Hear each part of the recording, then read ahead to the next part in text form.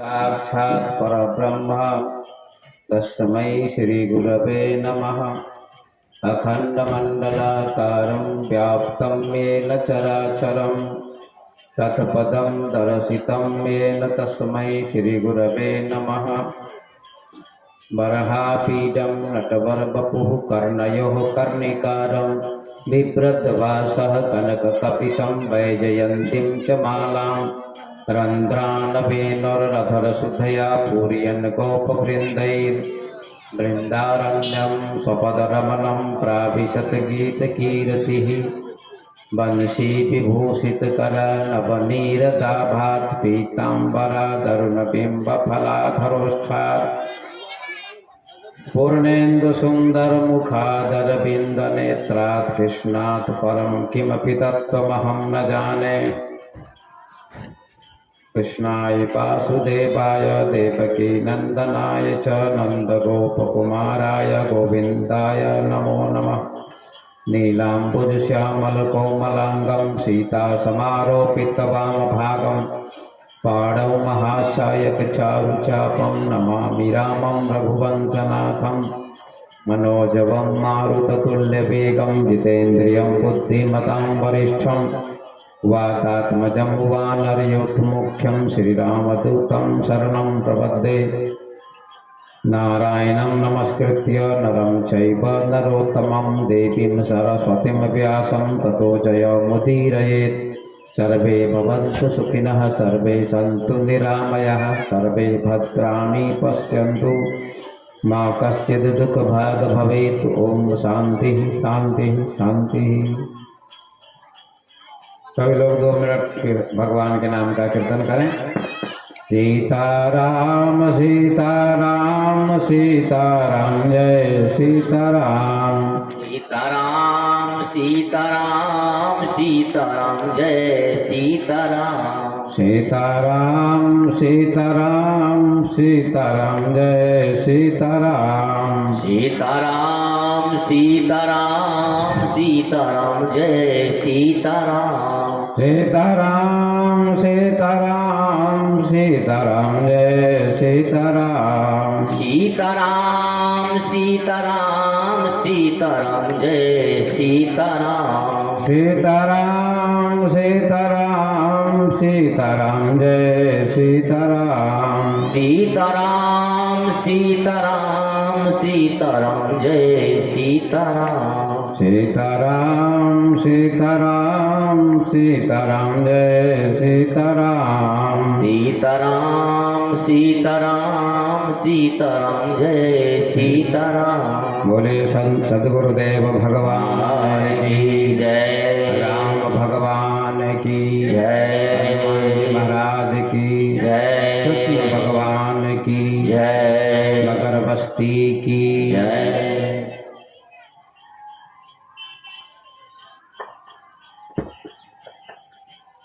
पांडाल में उपस्थित भगवत प्रेमी सज्जनों, धर्मानुरागी बंधुओं, भक्ति स्वरूपा माता बहनों एवं बच्चों,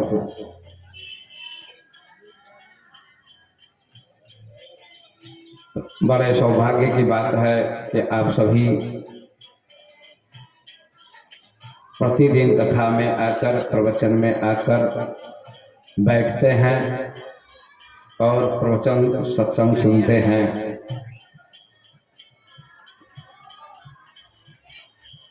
ये प्रवचन सत्संग जो आप सुनते हैं,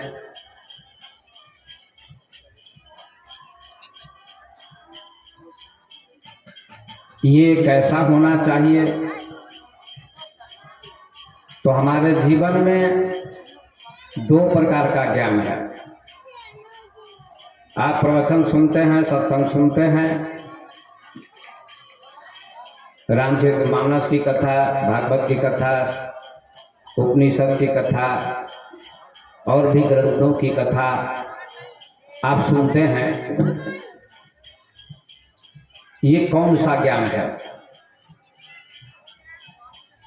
तो हमारे शास्त्रों में ज्ञानियों ने, संतों ने कहा है कि ये है थ्योरी ज्ञान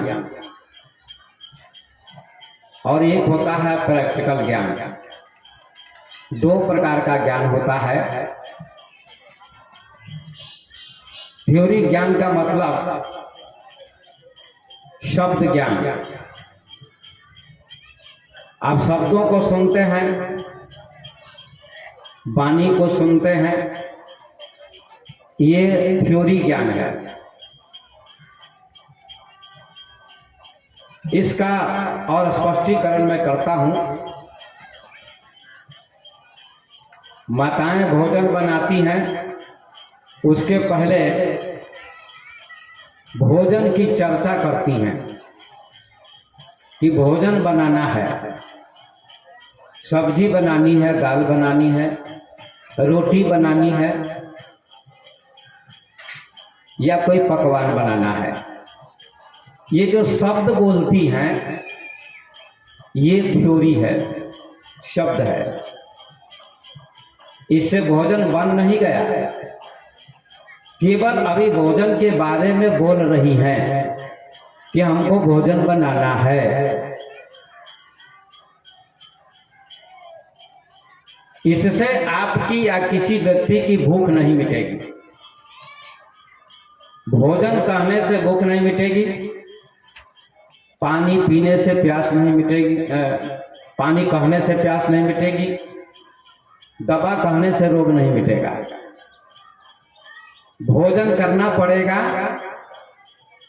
तब भूख मिटेगी, पानी पीना पड़ेगा तब प्यास मिटेगी, दवा आपको खानी पड़ेगी तब रोग मिटेगा। कहने मात्र से नहीं। भगवान की भी लोग व्याख्या करते हैं, धर्म की व्याख्या करते हैं, सत्संग प्रवचन संत महात्मा पूरे देश में विदेश में प्रवचन देते हैं, लेकिन ये शब्द ज्ञान है, शास्त्र का ज्ञान है। शास्त्र के ज्ञान से आपको संतुष्टि नहीं मिलेगी। शास्त्र का ज्ञान केवल शब्द ज्ञान है, उसका आपको अनुभव करना पड़ेगा।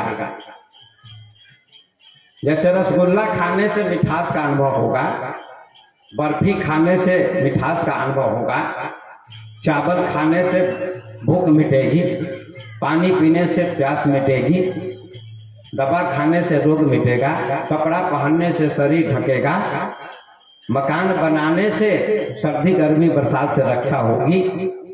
इसी प्रकार से जो कथा सुनते हैं ये प्रैक्टिकल ज्ञान नहीं है, ये थ्योरी ज्ञान है। जैसे एक दिन हमने बताया था कि शिक्षक बोर्ड पर पढ़ाते हैं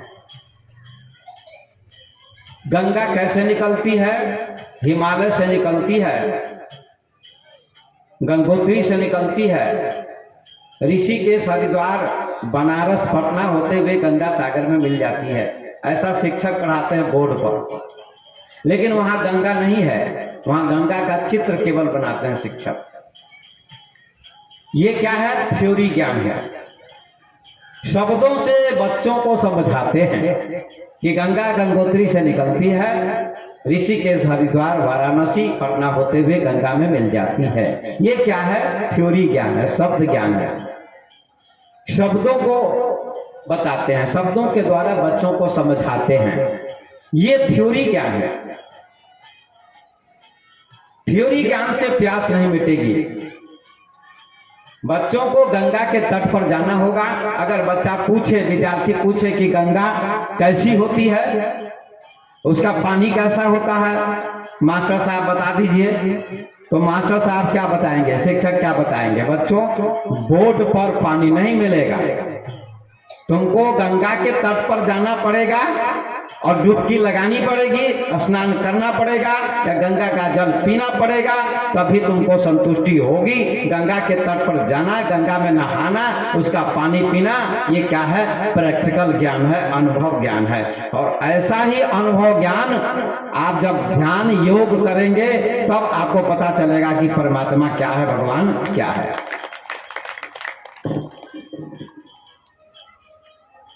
अनुभव करना पड़ेगा आपको, और अनुभव दिखाई नहीं पड़ता है। कोई कहता भगवान दिखा दीजिए हमको, तो आप लोगों ने सुना है कि ध्रुव जी को भगवान ने दर्शन दिया, प्रहलाद जी को दर्शन दिया, मीरा जी को दर्शन दिया, सबरी जी को दिया, अच्छी बात है।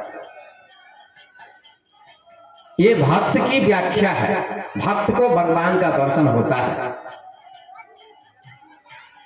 अगर आपसे भी वर्तमान समय में पूछा जाए कि भगवान कहाँ मिलेंगे, राम भगवान की तरह दर्शन मिलेगा कि नहीं आज भक्त को, जैसे राम भगवान ने सबरी को दर्शन दिया, या प्रहलाद जी को नरसिंह भगवान ने दर्शन दिया, ध्रुव जी को विष्णु भगवान ने दर्शन दिया, ऐसे भक्तों को भगवान का दर्शन मिला। तो आज के युग में भक्त को भगवान का दर्शन कहाँ होगा, कैसे होगा? तो इसका उत्तर क्या देना होगा? इसका उत्तर देना होगा कि त्रेता युग में भगवान राम ने सबरी को दर्शन दिया या हनुमान जी को दर्शन मिला, और सतयुग में ध्रुव जी को मिला, प्रहलाद जी को मिला। ऐसे कलयुग में अभी वर्तमान में कैसे भगवान का दर्शन होगा? तो संतों ने उत्तर दिया, कबीर साहब ने बड़ा सुंदर उत्तर दिया कि गुरु गोविंद दो खड़े काके लागू पाए, बलिहारी गुरु आपने जिन गोविंद दियो बताए। भगवान और गुरु दोनों खड़े हो गए दरवाजे पर भक्त के।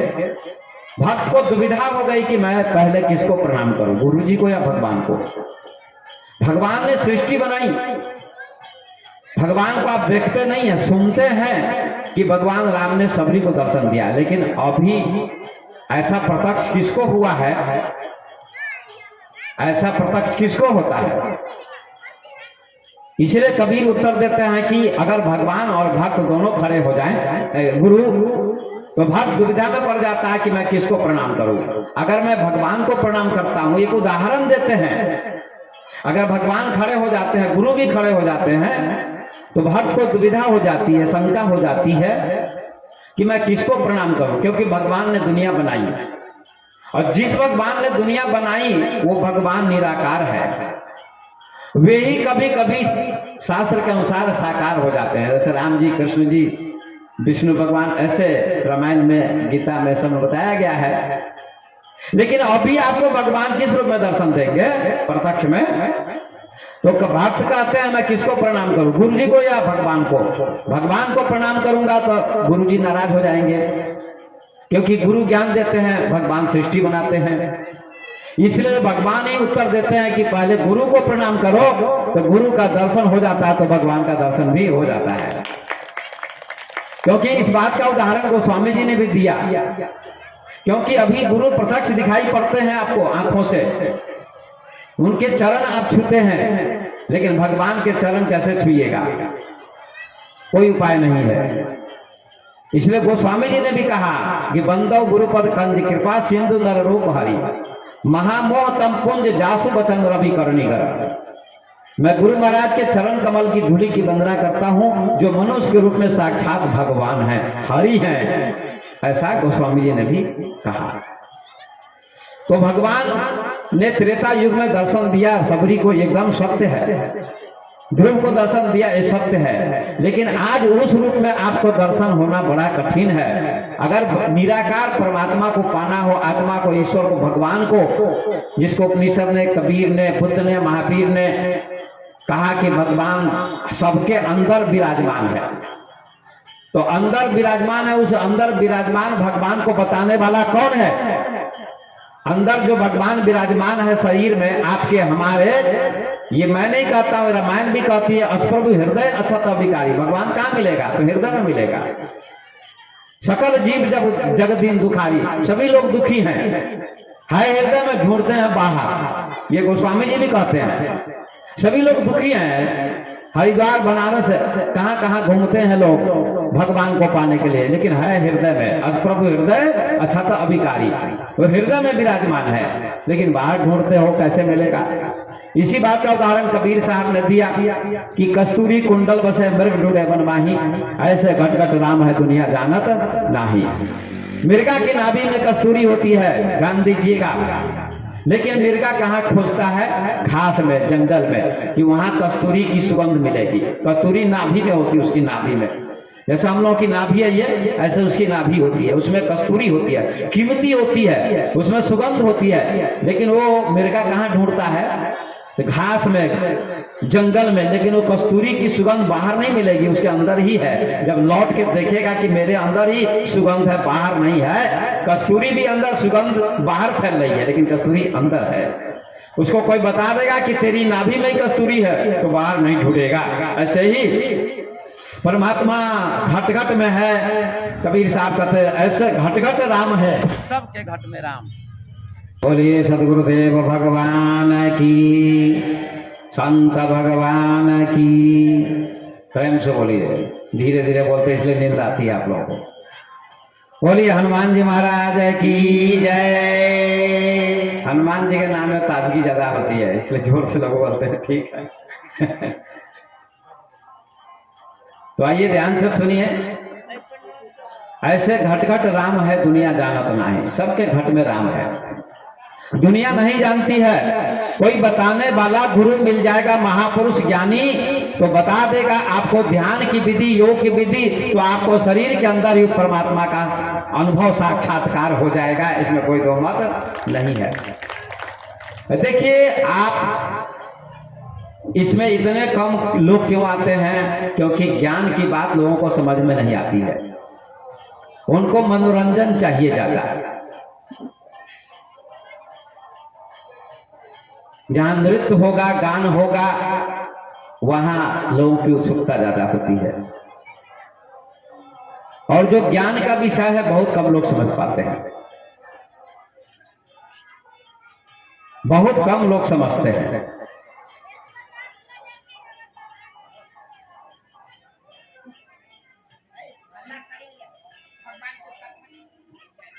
रामचरितमानस में भी भगवान राम जब धनुष तोड़ने गए तो सीता माता ने बहुत से देवताओं की प्रार्थना की, गणेश जी की, शिव जी की, सबकी, कि धनुष हल्का हो जाए या टूट जाए, राम जी से हमारा विवाह हो जाए। ये प्रार्थना की गई है। लेकिन अंतिम प्रार्थना किससे की है? माता सीता ने। जानते हैं आप लोग? गणना एक वरदायक देवा, गणेश जी की वंदना की, शिव जी की वंदना की, सबकी वंदना की, और धनुष से कहा तू भी हल्का हो जा, ताकि राम जी को तोड़ने में दिक्कत ना होगी। लेकिन अंतिम प्रार्थना किससे की है? कभी आपने रामचरितमानस में चिंतन किया? खोजा? नहीं किया। कथाकार लोग भी इस बात की व्याख्या नहीं कर पाते। मां जानकी कहती है, तो भगवान सकल उर्वासी, करिहु मोहि रघुबीर की दासी। जो भगवान सारे व्यक्ति के, प्राणियों के हृदय में है, ये कह रही हैं। तो भगवान सकल उर्वासी, सबके हृदय में जो निवास करते हैं, विराजमान हैं, उस भगवान से मैं प्रार्थना करती हूं कि मुझे रामचंद्र जी की दासी बना दीजिए, उनकी पत्नी बना दीजिए। बहुत सुंदर उत्तर दिया है गोस्वामी जी ने। इसलिए भगवान राम सगुण ब्रह्म है, इसमें कोई दो मत नहीं है। अब भगवान राम ने सबरी को उपदेश दिया। अंत में कहते हैं, नब्धा भक्ति के अंत में, कि सबरी, मेरे दर्शन का परम फल क्या है? मम दर्शन फल परम अनुपा, जीव पाव निज सहज स्वरूपा। क्या सुंदर लिखा है। देखिए, दो शब्द आते हैं हमारे शास्त्रों में, स्वरूप और स्वरूप। ये रामचरितमानस में 4 जगह, 3 जगह स्वरूप की चर्चा, 4 जगह। मम दर्शन फल परम अनुपा, सुनिएगा सभी लोग ध्यान से। मेरे दर्शन का परम फल क्या है? भगवान राम कहते सबरी से, जीव पाव निज सहज स्वरूपा, जीव अपने सहज स्वरूप को प्राप्त कर लेता है। आपका सहज स्वरूप क्या है? आप नहीं बता पाएंगे, बहुत कठिन। सवाल है और इसका उत्तर बड़ा कठिन है। देखिए, शरीर का रूप होता है काला गोरा, ये रूप है, लेकिन आत्मा का कोई रूप नहीं है, न काला है न काली है आत्मा, न गोरी है। फूल का रूप है, गुलाब गेंदा सबका रूप होता है, कोई लाल होता है, कोई हरा होता है, कोई सफेद होता है, गेंदा या गुलाब, लेकिन उसमें जो सुगंध है उसका कोई रूप नहीं है। शरीर का रूप है लेकिन आत्मा का कोई रूप नहीं है। उसी को भगवान राम कहते हैं स्वरूप को प्राप्त कर लेता है। अब ये ज्ञान थोड़ा कठिन है, लेकिन है तो रामायण में लिखी हुई बात है, मैं अपनी बात नहीं कहता हूं, लेकिन फिर भी लोग समझना नहीं चाहते। मेरे दर्शन का भगवान राम ने दर्शन दिया सबरी को, तो कहा बस अपने को जानो, अपने स्वरूप को जानो, आत्मा को जानो कि मैं कौन हूं। मम दर्शन फल परम अनुपा, जीव पाप निज सहज स्वरूपा। जीव अपने सहज स्वरूप को प्राप्त कर लेता है। आपका सहज स्वरूप क्या है? सच्चिदानंद, सतचित आनंद, ये आपका सहज स्वरूप है। ये देखिए रामायण में है। और उसके बाद शंकर जी भी ध्यान में होते हैं। पार्वती जी ने, सती जी ने झूठ बोल दिया शिव जी से कि मैंने राम जी की कोई परीक्षा नहीं ली, परीक्षा करने गई थी कि ये भगवान नहीं है। शिव जी ने बहुत समझाया लेकिन नहीं मानी, तो हम परीक्षा के लिए कहते जाओ कर लो भगवान है या नहीं है। तो जाती है परीक्षा करने, तो आती है, वो सीता का रूप धारण कर लिया, तो शिव जी ने मन ही मन संकल्प कर लिया कि सीता जी को मैं माता मानता हूं, और इसने सीता का रूप धारण कर लिया है, इसलिए इस शरीर में अब सती से भेंट नहीं होगी, अब इसको भी माता का ही रूप मुझे मानना पड़ेगा। तो सती जी आती हैं, लौट के राम जी ने पहचान लिया कि ये सती है, तो प्रणाम किया, पिता सहित लिन निज नामू, जोरी पानी कर किन्न प्रणाम, दोनों हाथ जोड़कर प्रणाम किया। माँ सती आप अकेली घूम रही हैं और शंकर जी कहाँ हैं? शिव जी। तो सती जी लज्जित हो गए, लौट के आती हैं और सब शिव जी कहते हैं परीक्षा तुमने कर ली? तो कहा नहीं, परीक्षा नहीं की। देखिए सती जी भी झूठ बोलती है, इतनी महान नारी वो भी झूठ बोलती है। तो कहते हैं कहती हैं वो, कछु न परीक्षा लीन गोसाई, किन्न प्रणाम तुम्हारी ही नाई। जैसे शंकर जी ने प्रणाम किया था राम जी को सच्चिदानंद कहकर, जय सच्चिदानंद जग पावन, अस कहीं चले मनोज न सावन। सच्चिदानंद कहकर प्रणाम किया राम जी को। सती जी को शंका हो गई थी कि ये तो राजा के बेटे हैं, इनको आप प्रणाम करते हैं, इसीलिए कहा जाओ परीक्षा ले लो। तो ये परीक्षा करने जाती हैं और आती हैं, तो शिव जी पूछते हैं तुमने परीक्षा कर ली? तो कहती नहीं, कछु न परीक्षा लीन गोसाई। अब देखिए गोसाई शब्द का प्रयोग आया, गोस्वामी जी ने गोसाई शब्द का प्रयोग किया। गोसाई शब्द बड़ा सुंदर है, हनुमान जी को भी गोसाई कहते हैं। जय जय जय हनुमान गोसाई, कृपा करहूं गुरुदेव की। गोसाई का क्या अर्थ होता है बहुत कम लोग जानते हैं, पूछते हैं घर में गोसाई को। गुरु को भी गोसाई कहते हैं, हनुमान जी को भी गोसाई कहते हैं, महापुरुष को गोसाई कहते हैं। गो माने इंद्रियां, गो माने इंद्रियां, साई माने मालिक। जो इंद्रियों का मालिक बन जाता है उसका नाम गोसाई होता है। तो सती जी कहते को कुछ भी परीक्षा मैंने नहीं की, आपकी तरह मैंने प्रणाम किया। तब शिव जी ने त्याग दिया मन ही मन और आके कैलाश पर्वत पर ध्यान लगाते हैं। उसी की चर्चा मैं थोड़ा करता हूँ, स्वरूप की बातें यहाँ होती है। तो हम शिव जी कमलासन में बैठ गए, पद्मासन में। पद्मासन लगाना भी आप लोग सीखिए। मैं आज थोड़ी योग की चर्चा में कर रहा हूं, तो इस प्रसंग में सब प्रसंग आ गया है इसलिए कह देता हूं। तो शिव जी पद्मासन में बैठते हैं। पद्मासन किसको कहते हैं? पैर पर पैर चढ़ाने का नाम पद्मासन है। ऐसे इसको हटाइए, इसका नाम पद्मासन है। ऐसे बैठेगा तो बुढ़ापे में कमर टेढ़ी नहीं होगी, ऐसे झुक के नहीं चलिएगा। इसलिए पद्मासन लगाने का अभ्यास भी करना चाहिए। ये पद्मासन है, रीढ़ की हड्डी सीधी रहेगी, हड्डी एकदम। बूढ़े लोग झुक जाते ना कितने, कमर टेढ़ी हो जाती है, झुकेगी तुम्हारी कमर धीरे धीरे, कमर झुक जाएगी। जवान लोग मजाक करते, बाबा ये शरीर कहाँ से लाए हैं, किस दुकान से खरीद के। बूढ़े बाबा कहते हैं ऐसा तुम्हारा भी हो सकता है, मजाक मत करो। इसलिए योग कीजिएगा तो आपकी कमर कभी टेढ़ी नहीं होगी, ये योग दर्शन करता है, इसलिए योग सभी लोग करिए। तो शिव जी इस आसन में बैठ गए, है ना। अब थोड़ी देर लगा के फिर बंद कर दूंगा। इस आसन में बैठ गए आंख बंद करके। आप लोग भी आंख बंद करके बैठिए सब दिन। क्यों? आंख बंद करके बैठने से ऊर्जा बाहर नहीं निकलेगी, आंखों से ऊर्जा निकलती है, एनर्जी। योग दर्शन कहता है, ऋषि मुनि कहते हैं, इसलिए शिव जी ऋषि मुनि सब देखे होंगे आंख बंद करके बैठे हैं। क्यों? हम लोग तो केवल मजाक उड़ाते हैं, कथा सुन के चले जाते हैं, कुछ करना नहीं चाहते हैं, सब कुछ हो जाएगा फ्री में, फोकट में। बाबा आप ध्यान करो, योग करो, हमको सीधे दे दो, बस हो गया कल्याण। तो कुछ सेवा भी तो करनी पड़ेगी आपको, तब मिलेगा।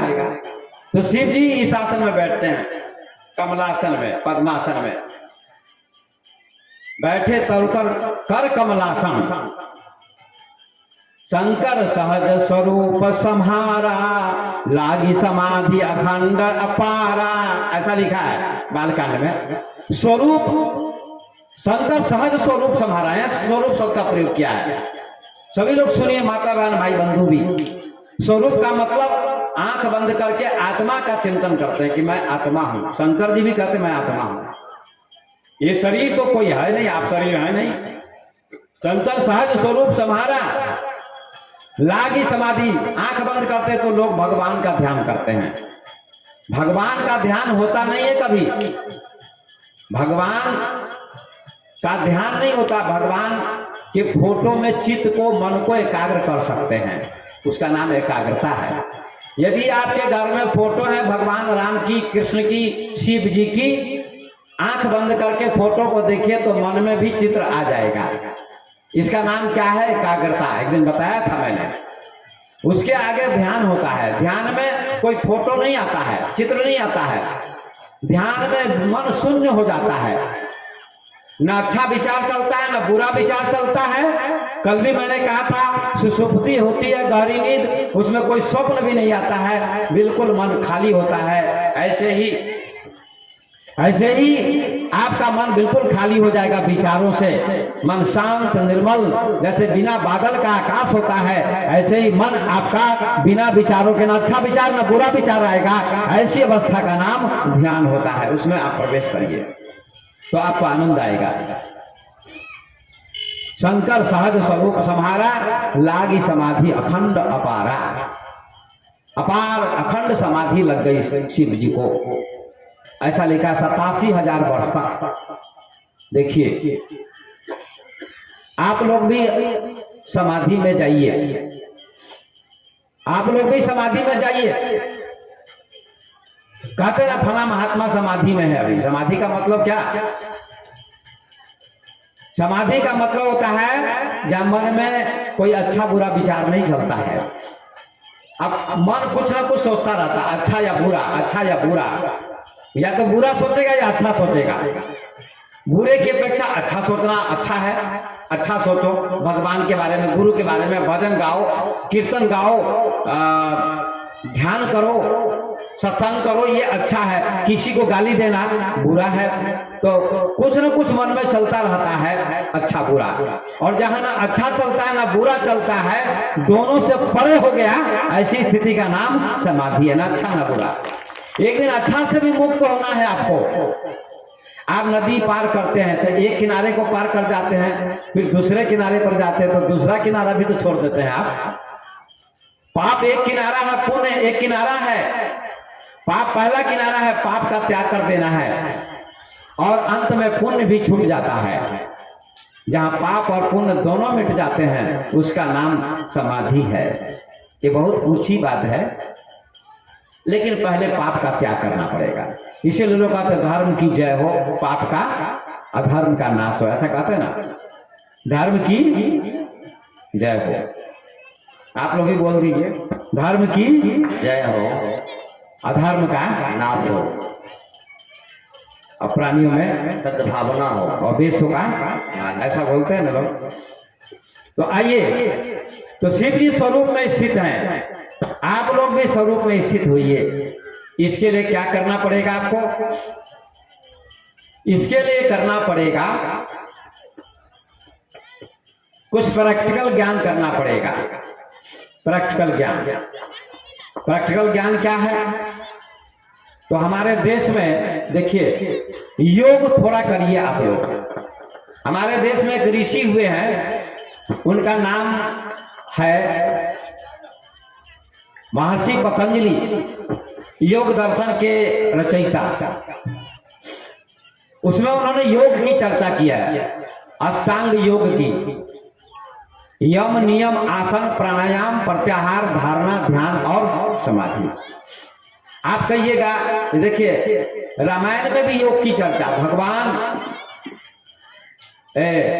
शिव जी की धर्म पत्नी सती जी अपने पिता के यज्ञ में जाती हैं, तो उसमें क्या वर्णन है कि पिता ने सम्मान नहीं किया, दक्ष ने सती जी का कोई सम्मान नहीं किया, बात नहीं की। और 15 जो बहनें थी उन लोगों ने भी मजाक किया, बिना निमंत्रण के गई थी। और माँ जो थी उसका नाम था प्रसूति, उस माँ बहुत प्रेम से मिलती हैं, माँ बहुत प्रेम से मिलती हैं।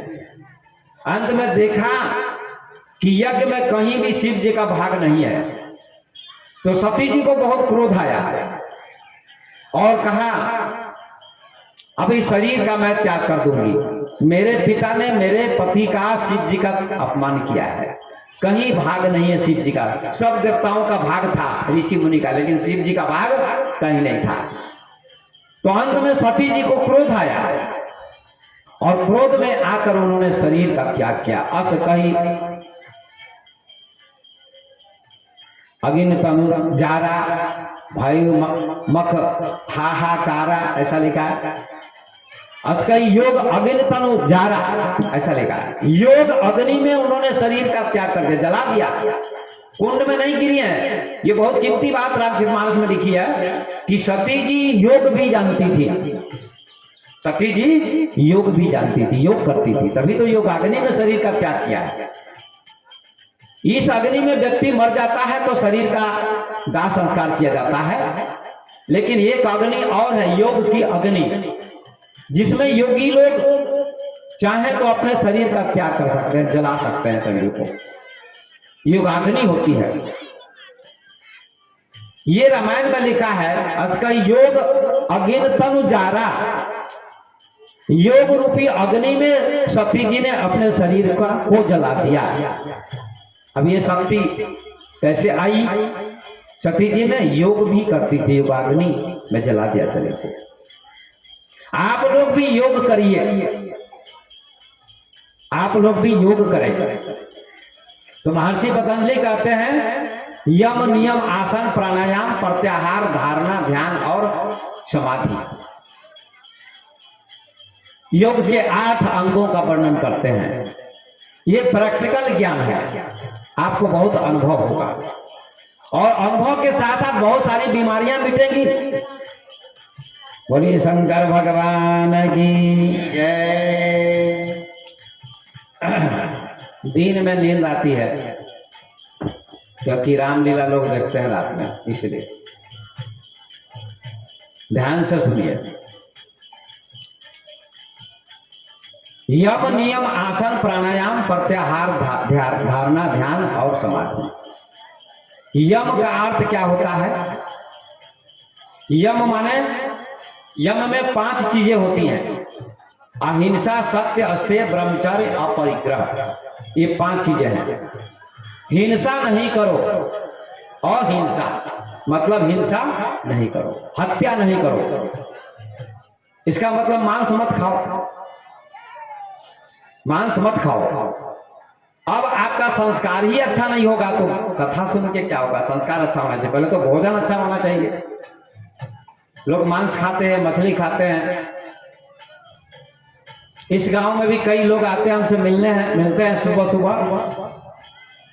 कई माताएं भी आती हैं, पुरुष तो आते हैं, कभी कभी चले जाते हैं, लेकिन किसी पुरुष ने प्रश्न नहीं किया है। 2-3 महिलाएं ही आती, बूढ़ी माता जी, वो प्रश्न करती हैं, बाबा मेरे घर में बड़ा विवाद चलता है, मेरा मन बड़ा चंचल है, मेरा मन शांत नहीं हो रहा है। अब क्यों कहती, बहुत दिनों से भक्त है, 15-20 साल से भक्त हैं, भक्ति करती हैं, सत्संग करती हैं, सुनती हैं, सब कुछ करती हैं, फिर भी कहती मेरा मन बड़ा चंचल। इसी गांव की है जो आज सवेरे आई थी। बाबा कुछ योग बता दीजिए हमको, ऐसी विधि बता दीजिए, ऐसा तरीका बता दीजिए कि हमारे मन की चंचलता कम हो जाए। किसका मन चंचल नहीं है? सबका मन चंचल है।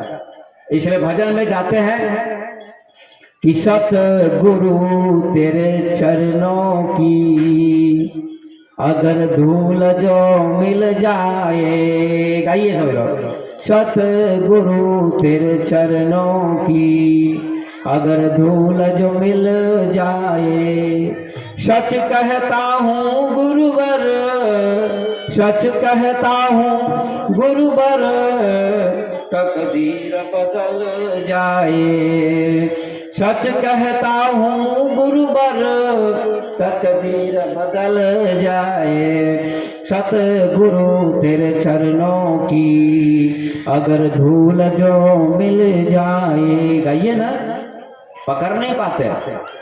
और गीत गाती है महिलाएं तो कितना अच्छा से गाती हैं। अब यहाँ लोगों को बड़ी कठिनाई होती भजन में, तो भजन का भी तो अभ्यास कीजिए। युवक लोग, लड़के लोग फिल्मी गीत बहुत जानते हैं, लेकिन उनको कहीं भजन गाने के लिए तो बड़ी कठिनाई, छठी का दूध याद हो जाएगा। भजन का अभ्यास नहीं करते, रामायण नहीं पढ़ते, गीता नहीं पढ़ते, संस्कार नहीं है। भारत के तुम वासी हो, राम कृष्ण के वंशज हो, हमारे आदर्श हैं ध्रुव, प्रहलाद, विवेकानंद, शंकराचार्य, महात्मा गांधी, रामकृष्ण, मीरा, गार्गी, सीता, सावित्री, उनकी तुम संतान हो और तुम्हें भजन नहीं आता है, धिक्कार है। इसलिए प्रेम से गाइए, बोलिए श्याम रामचंद्र भगवान की, प्रेम से बोलिए श्याम रामचंद्र भगवान की। बड़ा गजब है।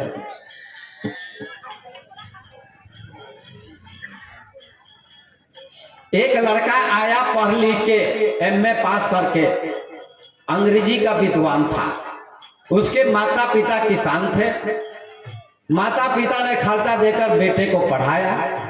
बड़ी प्रसन्नता थी माता पिता को, बेटा पढ़ के आएगा, शिक्षित होकर ऑफिसर बन के सेवा करेगा। आया पढ़ के तो क्या कहता मम्मी को, प्लीज कम हियर मदर। अब बेचारी पढ़ी लिखी है नहीं, वो हिंदी भी नहीं जानती तो अंग्रेजी क्या जानेगी। तो माँ ने सोचा बेटा मेरा सनक गया है, पागल हो गया, इसलिए वो भागने लगी। मदर माने ये मुझे मारेगा, माँ ने अर्थ किया मदर माने मारेगा, उसको क्या पता कि मदर माने माँ। तो उस लड़के ने कहा माँ भाग रही है, तो पिता तो समझते होंगे। तो पिता भी पढ़े लिखे नहीं थे, वो भी किसान से सलाह, तो उनको भी कहा प्लीज कम हियर फादर। पिता ने भी कहा ये पागल हो गया, कैसी विद्या पढ़ के आया। फादर माने फाड़ देगा मुझको, ये फाड़ देगा, जैसे कुल्हाड़ी लकड़ी को फाड़ती है ऐसे मुझे भी फाड़ देगा ये पागल। इसलिए भागने लगे। लड़के ने कहा गजब हो गया, मैं कहता फादर मम्मी मदर। तो ये घमंड कभी नहीं होना चाहिए। संस्कार पढ़ा तो शिक्षा प्राप्त की, लेकिन संस्कार लेकर नहीं आया कि अपनी भाषा में बोलता, देहाती भाषा में, ग्रामीण भाषा में। पढ़ा लिखा हो गया तो क्या हो गया, पढ़ा लिखा उसके सामने अंग्रेजी बोलो। और जो माँ पढ़ी लिखी नहीं है, पिता पढ़े लिखे नहीं, उनके सामने तुम अंग्रेजी में भाषण कर रहे हो, लेक्चर दे रहे हो, क्या समझेंगे। इसलिए संस्कार भी सीखो। भगवान राम, भगवान कृष्ण, चाहे स्वामी विवेकानंद बड़े विद्वान थे, वो सब माता पिता के सामने झुकते थे। रामचरितमानस में लिखा कि प्रातः काल उठ के रघुनाथा, माता पिता गुरु ना बही माथा। माता पिता गुरु को प्रणाम करते थे भगवान राम सुबह सुबह। हम राम को भगवान क्यों कहते हैं? सबसे बड़ा आदर्श उनका यही है कि 3 लोग के मालिक होते हुए भी उन्होंने माँ, पिता और गुरु के चरणों में सिर झुकाने का प्रतिदिन काम किया, दिनचर्या उनकी थी, इसलिए उनको भगवान की उपाधि दी गई। सम्मान हो रहा है, आदर हो रहा है। विवेकानंद जब विदेश जाने लगे, अमेरिका प्रवचन देने शिकागो नगर में, तो रामकृष्ण परमहंस की पत्नी माँ शारदा से जाते हैं मिलने, प्रणाम करने, और कहते हैं माँ मैं जा रहा हूँ विदेश, मुझे आशीर्वाद दो। तो माँ ने आशीर्वाद नहीं दिया, कहा वहां चाकू रखा हुआ है, सब्जी बनानी है, वो लेके आ जाओ, मैं सब्जी बनाने जा रही हूँ, चाकू रखा है, ले आओ। तो विवेकानंद जाते हैं चाकू लेने के लिए, पर चाकू लाते कैसे हैं? लकड़ी वाला भाग, क्या क्या वो जो जिससे सब्जी बनती है, धार, उसको अपने हाथ में ले लिया, पकड़ लिया, और जो बेंट होता है वो ऐसे पकड़ के चलते उल्टा। जबकि हर आदमी से किसी से मांगे कि चाकू लाओ, तो क्या करेंगे? बेंट को हाथ में पकड़ेंगे, ऐसे चलेंगे देने के लिए। लेकिन विवेकानंद ने क्या किया?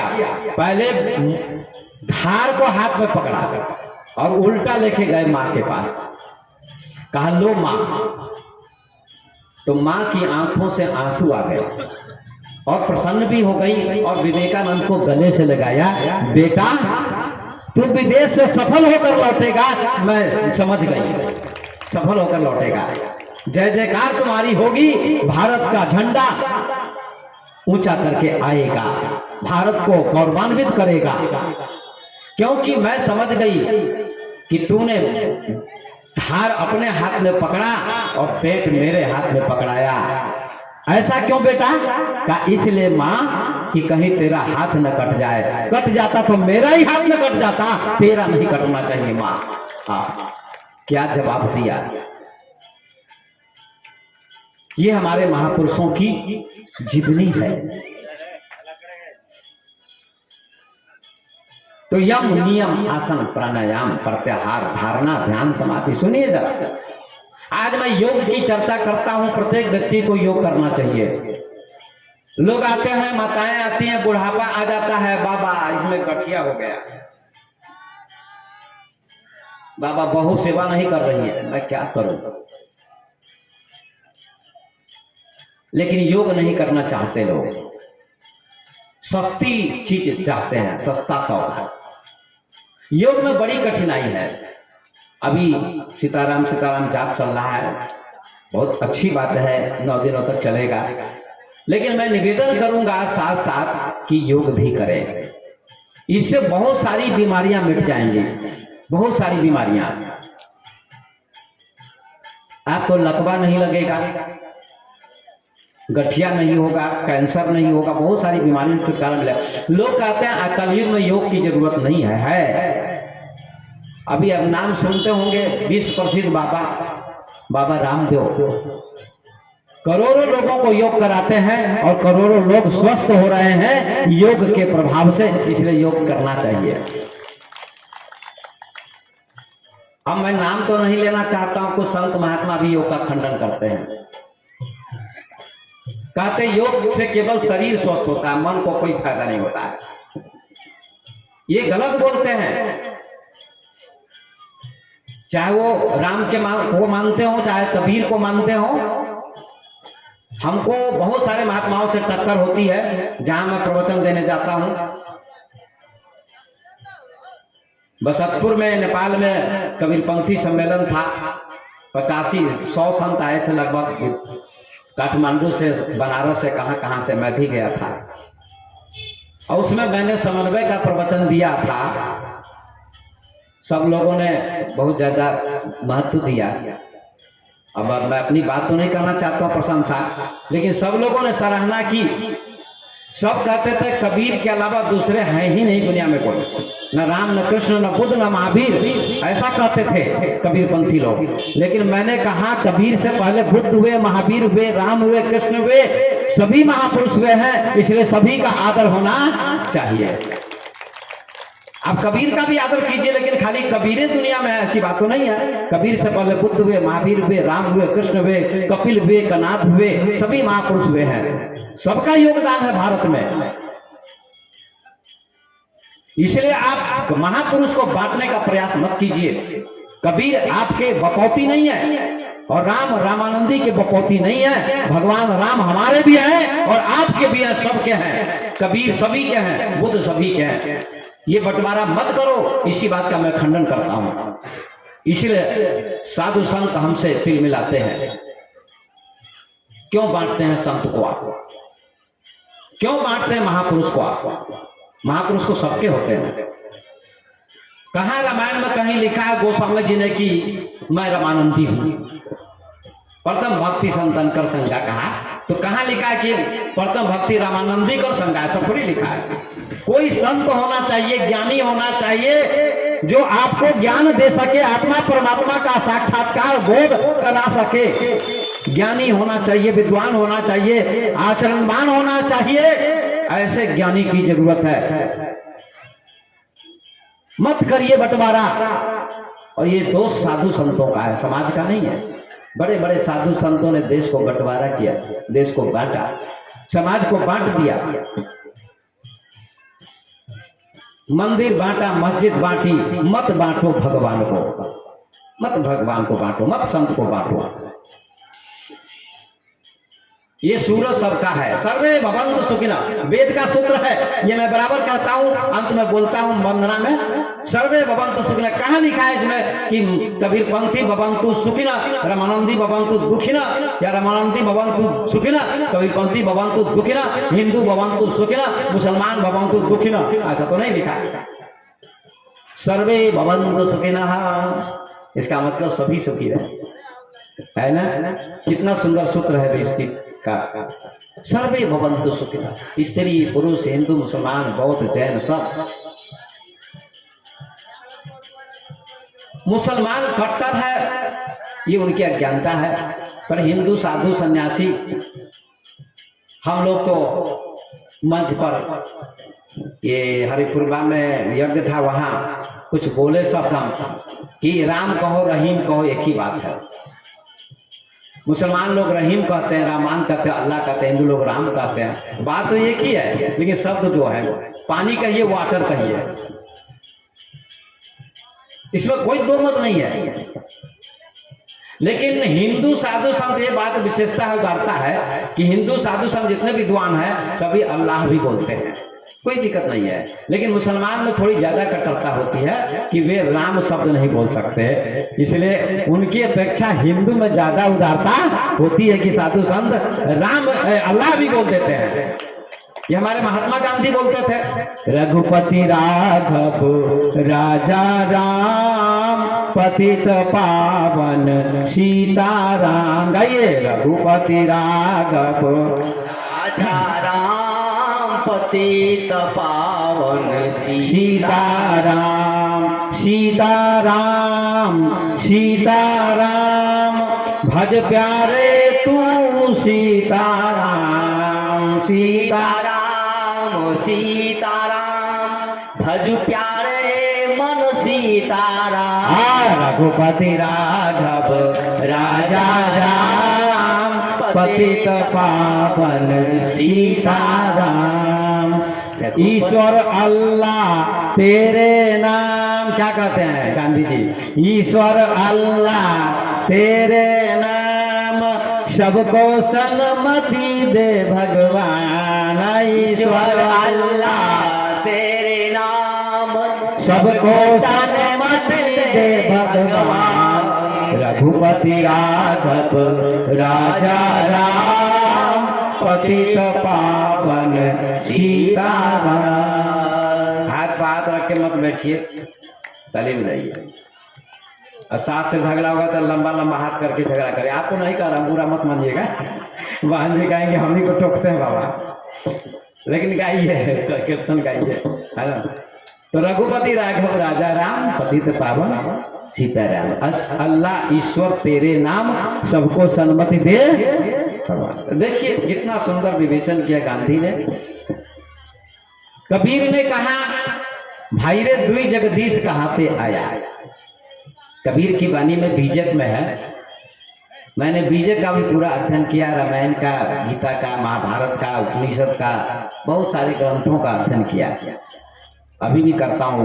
उपनिषद का सांख्य दर्शन, न्याय दर्शन, वैशेषिक दर्शन, योग दर्शन सभी का अध्ययन मैंने किया है। कबीर कहते हैं कि क्या कहते हैं,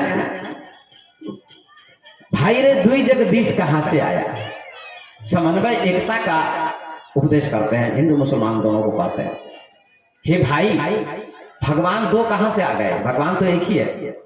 भाई रे दुई जगदीश कहां से आया। अगर भगवान दो होते तो सृष्टि में सबके लिए दो दो चीजें बनती अलग अलग। जरा विचार करिए, सूरज भी हिंदू के लिए वही, मुसलमान के लिए भी वही। बंटवारा आदमी ने किया, अलग ही मुसलमान के लिए सूरज नहीं बना है।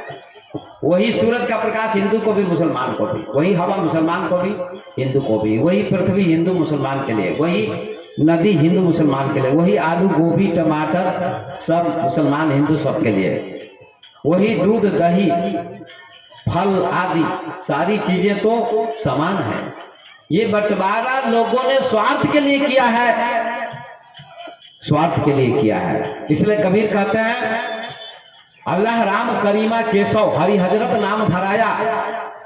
अल्लाह कहो, राम कहो, हरि कहो, हजरत कहो। हिंदू लोग हरि, मुसलमान लोग हजरत। वही महादेव, वही मोहम्मद, वही महादेव कहते हैं हिंदू लोग, मुसलमान लोग मोहम्मद कहते हैं। ब्रह्मा आदम कहिए, मुसलमान लोग आदम, हिंदू लोग ब्रह्मा। बेगर बेगर नाम धराए, एक में टीके भाड़े। को हिंदू को तुरुक कहावे, एक जिमी पर रहिए। एक ही जमीन पर सभी रहते हैं। एक हंसी वे गाय कटावे, बाघ जन्म गमाया। मुसलमान लोग गाय काटते हैं, हिंदू लोग गाय को माता मानते हैं। गावो विश्व से मात्र हो। गाय में सभी देवताओं का निवास है, इसीलिए गाय की रक्षा होनी चाहिए। तो क्या बकरी की रक्षा नहीं होनी चाहिए? गाय की रक्षा तो होनी ही चाहिए, गाय माता की। पर बकरी में भी तो वही राम है कि नहीं है? खसी में राम है कि नहीं है? तो काहे होली में काटते हैं हिंदू लोग? काटते हैं ना। हिंदू लोग मांस खाते हैं। पहले होली प्रेम की होली थी, अब क्या हो गया? मांस की होली, खून की होली है ना। 1 जनवरी नहीं, 1 जनवरी उसका नाम होना चाहिए। ये सब क्या विडंबना है। हिंदू लोग भी गलत करते जा रहे हैं। जो हमारे शास्त्र में लिखा है, हिंसा न करो।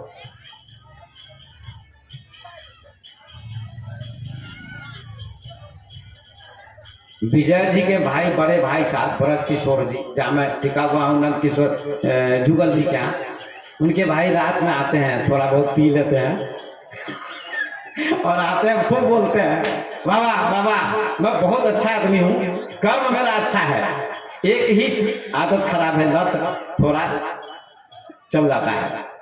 मैंने कहा छोड़ दीजिए। उनका लड़का आए, कहा गुरुजी इनको समझाइए। एक दिन बैठे शाम को बड़ी देर तक, खूब जोर जोर से बोलते थे। मैंने कहा छोड़ दीजिएगा तो अच्छा रहेगा, बुद्धि सही हो जाएगी। कहा बुद्धि सही है ना, है हमारी, खराब नहीं ना। हमका सही होते थे, कहा पीते आप? तो कहा, हमने कहा छोड़ दीजिए और चीज खाइए। ना ना, 52 साल से मैं पी रहा हूं, मुझसे छूटने वाला नहीं है। ताली मत बजाइए इस पर, ना तो इसको भी बजा दीजिए। कहा 52 साल से पी रहा हूं, नहीं छूटेगी शराब। मैंने कहा वाल्मीकि जी कितने दिनों से डाकू थे और नारद जी के सत्संग से बन गए संत ऋषि, तो आप भी भक्त बन जाइए तो आपका कल्याण हो जाएगा। मैंने कहा, उनका लड़का कहते हैं, कौशलेंद्र नाम है, गुरुजी इनको समझाइए। तो समझाने लगे, तो अपने लड़के को कहते भागो यहाँ से, भागो भागो जल्दी भागो, तुम यहाँ से निकलो। तो चले गए डर के मारे। तो हम उनको समझाए, कहा सुबह में आइएगा। बड़े प्रेम से बोलते, कहते चाय बनवा के लाए बाबा? हम कहा नहीं, चाय नहीं पीते। नहीं नहीं, ले लीजिए चाय पी लीजिए बोलते। तो सवेरे कहते हम सवेरे आइए, हमसे मिलिए। सवेरे कभी नहीं मिलते हैं, खाली शाम को मिलेंगे उसी समय। हाँ, ये शराब पीने की आदत बड़ी खराब होती है। तो इसलिए ये सब आदत बहुत खराब है, लोग समझ नहीं पाते हैं। ये मन के गुलाम है लोग, मन के गुलाम है। तो आइए कबीर कहते सब एक ही है, भगवान अपना अपना भाव है, जपिए राम का नाम, अच्छी बात है, वो अपना जपते हैं, कोई दिक्कत नहीं है, कोई विवाद नहीं होना चाहिए।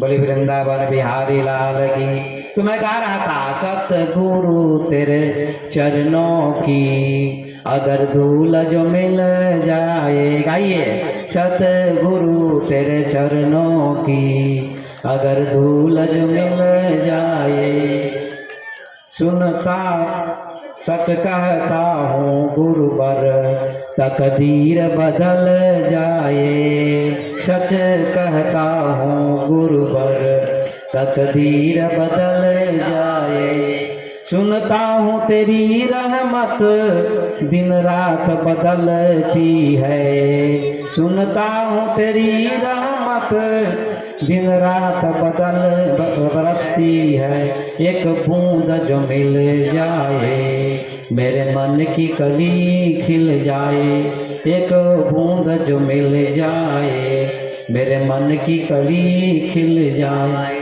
नजरों से यह मन बड़ा चंचल है, कैसे तेरा भजन करूं, यह मन बड़ा चंचल है, कैसे तेरा भजन करूं, इसे जितना समझाऊं उतना ही मचल जाए, इसे जितना समझाऊं उतना ही मचल जाए। ये मेरे कहने का अर्थ ये है, ये जो पंक्ति है कि यह मन बड़ा चंचल है, बहुत सुंदर बात यहाँ लिखी है, ध्यान से सुनिए सभी लोग। यह मन बड़ा चंचल है, ये शब्द तो बहुत छोटा है, ये ध्यान दीजिएगा, पढ़े लिखे लोग भी इसको समझने का प्रयास करें।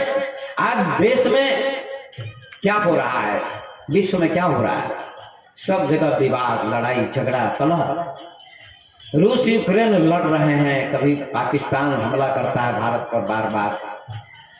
भारत ने किसी देश पर आज तक आक्रमण नहीं किया, ये भारत की महानता है, पंचशील के सिद्धांतों का पालन करता है, लेकिन अगर इस पर कोई आक्रमण करता तो मुंह तोड़ जवाब भी देना पड़ता है। लेकिन भारत ने कभी भी किसी देश पर आक्रमण नहीं किया, लेकिन भारत ने तो कभी नहीं किया, पर भारत के अंतर्गत गांव गांव में लोग लड़ते हैं, भाई भाई सास बहू ये सब लड़ रहे हैं। क्यों लड़ रहे हैं? इसका क्या जवाब दीजिएगा आप लोग, क्यों लड़ रहे हैं लोग भाई भाई?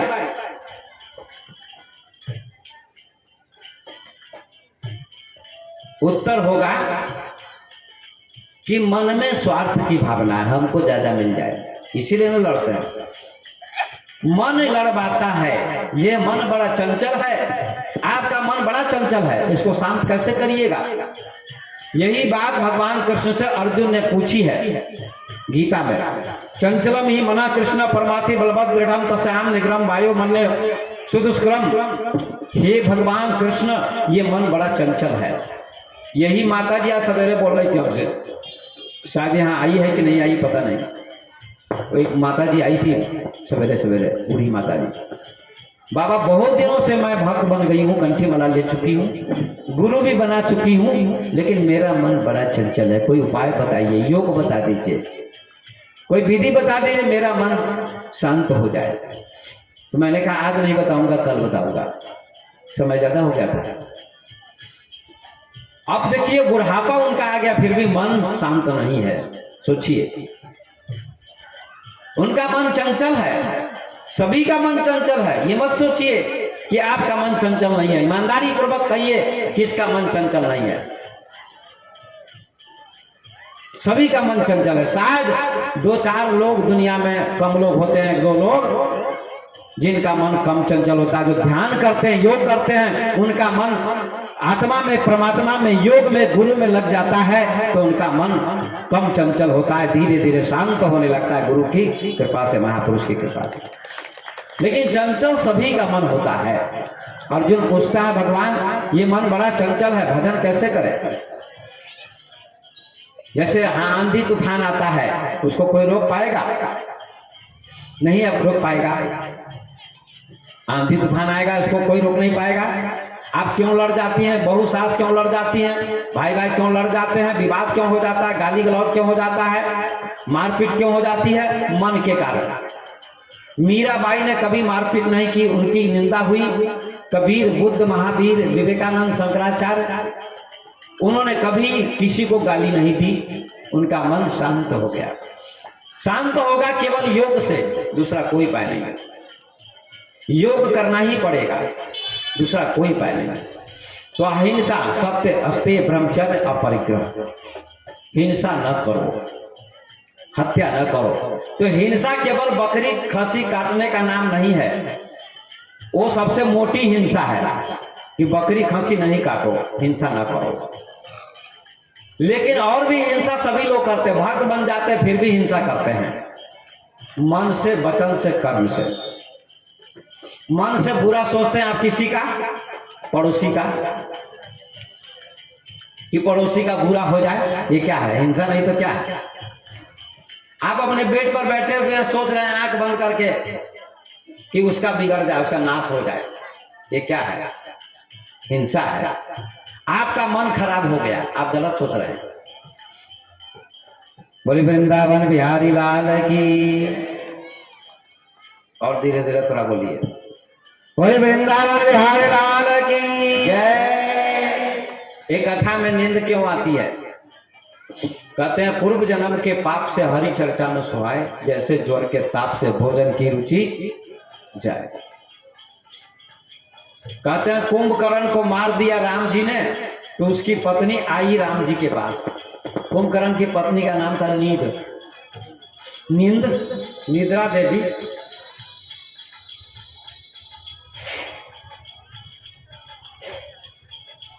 कुंभकर्ण की पत्नी निद्रा देवी राम जी से कहती है कि आपने मेरे पति को मारा है, आप मेरे पति के हत्यारे हैं, मैं बदला लूंगी। तो भगवान राम ने कहा बदला ले लो, सोना चांदी हीरा मोती पैसा कुछ भी लेना हो ले सकती हूँ, मैं दे दूंगा बदले में। तो उसकी पत्नी कहती नहीं, मेरा बदला एक ही होगा कि जहां जहां राम कथा होगी लोगों की आंखों में मैं बैठ जाऊंगी, कथा नहीं सुनने दूंगी, यही मेरा बदला होगा। इसलिए सोइए नहीं, जाग कर सुनिए, जाग कर सुनिए, सावधान होकर सुनिए।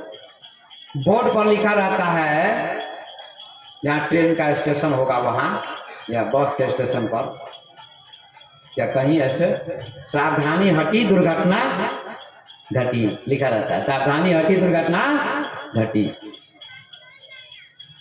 सावधान होकर सुनिए। तो अहिंसा, मन से भी किसी के बारे में बुरा मत सोचिए। ये क्या है? अहिंसा। मन से हिंसा न करो, और वाणी से किसी को बुरा मत कहो, शब्द से किसी को बुरा मत कहो। भक्त बन जाते, कंठी माला ले लेते हैं, फिर भी बुरा बोलते रहते हैं, फिर भी बुरा बोलते रहते हैं। अब शब्द बोलते हैं तो कंठी माला लेने से क्या फायदा? इसीलिए लोग मजाक उड़ाते हैं। जो कंठी माला नहीं लेते हैं वे कभी कभी मजाक उड़ाते हैं कंठी माला वालों का। सही कहते हैं कभी कभी, क्या कहते हैं? कंठी चंदन मधुरी बानी और दगाबाज की 3 निशानी। कंठी पहन लिया है, चंदन कर लिया, लेकिन क्रोध बहुत रहता। मैं बहुत देखा कंठी माला वालों को, चंदन करने वालों को। हरिपुरबा में यज्ञ था, मैं प्रवचन दे रहा था, तो मेरे प्रवचन से शिक्षक लोग भी एक और कथाकार आए थे, मटिहानी के शास्त्री जी। मेरे प्रवचन से ज्यादा लोग संतुष्ट होते थे। शिक्षक लोग आके कहते थे विवेक बाबा को ज्यादा टाइम मिलना चाहिए। उस कथाकार को बड़ा क्रोध आता था हम पर, हमारा नाम ले लेके निंदा करते थे, लेकिन मैं उनकी निंदा कभी नहीं करता था। नरकटिया में यज्ञ हुआ था, कहाँ कहाँ यज्ञ हुआ था, मैं प्रवचन देने गया। नरगा में यज्ञ हुआ था, एक व्यास आए हुए थे रामायणी। हमको जब पैसा चढ़ता था, उनको थोड़ा कम चढ़ता था। उनको बहुत गुस्सा आता था हम पर, हमारी आलोचना करते थे मंचे पर कि इनको ज्यादा लोग मानते हैं, हमको कम मानते। ये बोलना चाहिए उनको। क्रोध आता था हम पर। हमने कहा ये आपकी कमी है, मेरी कमी तो नहीं है। मुझ में कोई गुण दिया होगा गुरुदेव ने, भगवान ने, तो मुझे लोग मानते। ये उनकी मर्जी है, मैं तो नहीं कहता मुझे मानो। जिसमें योग्यता होती है उसको अपने आप लोग सम्मान करते हैं। तो क्रोध करते हैं बात बात में, लोग गाली बोलते हैं भक्त होकर, ये अच्छी बात नहीं। एक आदमी चंदन किए हुआ था, हम पर बड़ा क्रोधित था। ऐसे ऐसे लोग हैं। मैं सोनमा गांव में कथा कर रहा था नेपाल में 10-12 साल पहले, तो 150 भक्त मेरे बने वहां कंठी माला लिए। एक घर में 21 आदमी भक्त बने, इतना बड़ा परिवार। 21 आदमी ने कंठी माला ली, मंत्र लिया, दीक्षा ली। उस गांव में एक आदमी धनी मनी है, अभी भी है। वो आदमी हम पर नाराज हो गया बिना मतलब के। संत से बिना मतलब के कितने लोग जबरदस्ती विवाद करते हैं। उस व्यक्ति ने मेरे भक्तों से कहा कि तुम्हारे गुरु जी की दाढ़ी मूछ कल उखाड़ लेंगे हम। ये बाबा बहुत खतरनाक है। हमसे हमारे बारे में कहा, हमारे भक्तों को। अब पूरे गांव में तो हल्का मचा हुआ था, भक्त बन रहे थे। 9 दिन की कथा हुई थी, भागवत कथा। कुछ भक्त लोग आए हमारे पास, कहते बाबा कल आपकी दाढ़ी मूछ उखाड़ लेंगे फला व्यक्ति। हम लोग सामना उनका नहीं कर पाएंगे, धनी बनी है, उनकी धांधली चलती है गांव में। अगर आपकी बेइज्जती होगी तो हम लोग क्या करेंगे गुरुदेव? हमने कहा चिंता मत करिए, उनको आने दीजिए। अगर दाढ़ी मूछ उखड़ भी जाएगी तो बिना हजाम के पैसा भी नहीं देना पड़ेगा, कोई दिक्कत नहीं है, कोई बात नहीं है। हजाम को पैसा देना पड़ता है ना, और वो बिना पैसे के उखाड़ देंगे तो क्या हो जाएगा, कोई बात नहीं। मैं किसी के यहाँ प्रवचन दे रहा था, सुनिएगा जरा। दूसरे दिन मैं प्रवचन दे रहा था, कथा के बाद प्रवचन कराया एक व्यक्ति ने कि छत पर प्रवचन दे रहा था। 100-150 लोग सुन रहे थे। उसके सुबह में मैं बैठा था, 10-5 आदमी बैठे थे। वो आदमी आता है जो मेरा विरोधी था, वो आया। संत किसी का विरोधी नहीं होते हैं, संत किसी का विरोध नहीं करते हैं, लेकिन संत का विरोधी भी लोग, संत के विरोधी भी लोग हो जाते बिना मतलब के। ईसा मसीह किसी के विरोधी नहीं थे, प्रेम का उपदेश देते थे, लेकिन ईसा मसीह को लोगों ने सूली दे दी, वो सत्य बोलते थे। सुकरात सत्य बोलते थे, लोगों ने जहर दे दिया। मीरा बाई बेचारी नारी होकर क्रांति की, उसको लोगों ने जहर दिया। तो सवेरे सवेरे मैं बैठा था, 10-15 लोग बैठे थे मेरे पास। वो व्यक्ति रेडीमेड माला खरीद के आया जो मेरा विरोधी था। तो रात में मैंने प्रवचन दिया, क्या निंदा करने वाले की प्रशंसा की, हमने बड़ाई की कि निंदा करने वाला व्यक्ति अच्छा होता है, बुरा नहीं होता है। कैसे? तो निंदक नियरे राखिए आंगन कुटी छबाए, बिन साबुन पानी बिना निर्मल करे सुभाए। ये कबीर साहब की साखी है। निंदा करने वाले को नजदीक में रखो। सुनिएगा जरा ध्यान से। बोले हनुमान जी महाराज की, सभी लोग बोले हनुमान जी महाराज की, सदगुरुदेव भगवान की। निंदक नियरे राखिए, कबीर की साखी है। निंदा जो करता है तुम्हारी, उसको नजदीक में रखो। नियर माने नजदीक, अंग्रेजी का शब्द है। अब कबीर साहब तो अंग्रेजी जानते नहीं थे, फिर भी सबका उच्चारण हो गया। हो सके तो आंगन में खूंटी बना दो, निंदा करने वाले के लिए झोपड़ी बना दो तुम अपने आंगन में, ताकि वो गिन गिन के गाली दे तुमको दिन भर। तो होगा क्या?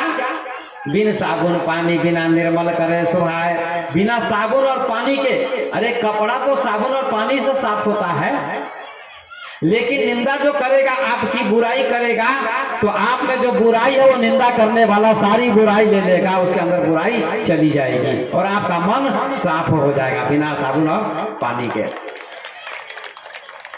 अब एक बात बताइए आप लोग माता बहन, कि आपके घर में कोई महिला आ जाए, सब दिन चाहे तो 4 दिन पोछा लगा दे, बर्तन साफ कर दे, झाड़ू लगा दे, बिना पैसे के, बिना चावल दाल के, फ्री में सेवा करके चली जाए, तो आप उसको अच्छा कहिएगा कि बुरा कहिएगा?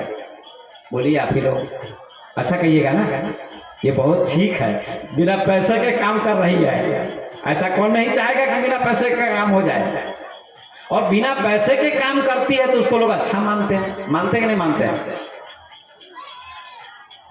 ऐसे ही जो निंदा करता है वो आपकी जो बुराई है, आपका जो पाप है, वो सारा पाप सारी बुराई निंदा करने वाला ले लेता है, उसके अंदर चला जाता है, आप पवित्र हो जाते हैं।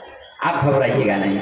वो आया, यही मैंने व्याख्या की, और वो आया सवेरे, मेरे गले में उसने माला डाली और प्रणाम किया, सिर झुकाया, मैंने उसके सिर पर हाथ रखा, कहा बाबा मुझे क्षमा कर दीजिए, मैं नहीं जानता था कि आप मेरी प्रशंसा करेंगे, मैं नहीं जानता था कि आप मेरी प्रशंसा करेंगे, बड़ाई करेंगे। अब आपको मैं मान गया है ना, आपने बर्दाश्त किया, अब क्षमा कर दीजिए। सिर पर हाथ रखा, और क्या भंडारा हुआ, भोजन हुआ, और लोग बहुत प्रसन्न हुए। देखिए, तो मेरे सज्जनों, कहने का मेरा तात्पर्य यह है कि कोई निंदा करता है उसकी चिंता मत करो, निंदा करने दो।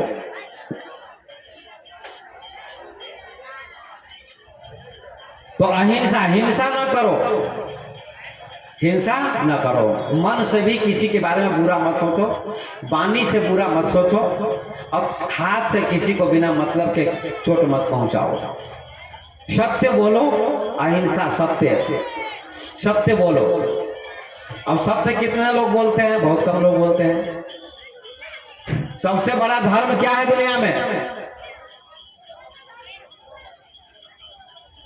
सत्य बोलो, अहिंसा सत्य। सबसे बड़ा धर्म क्या? आपसे पूछो तो क्या बताइएगा?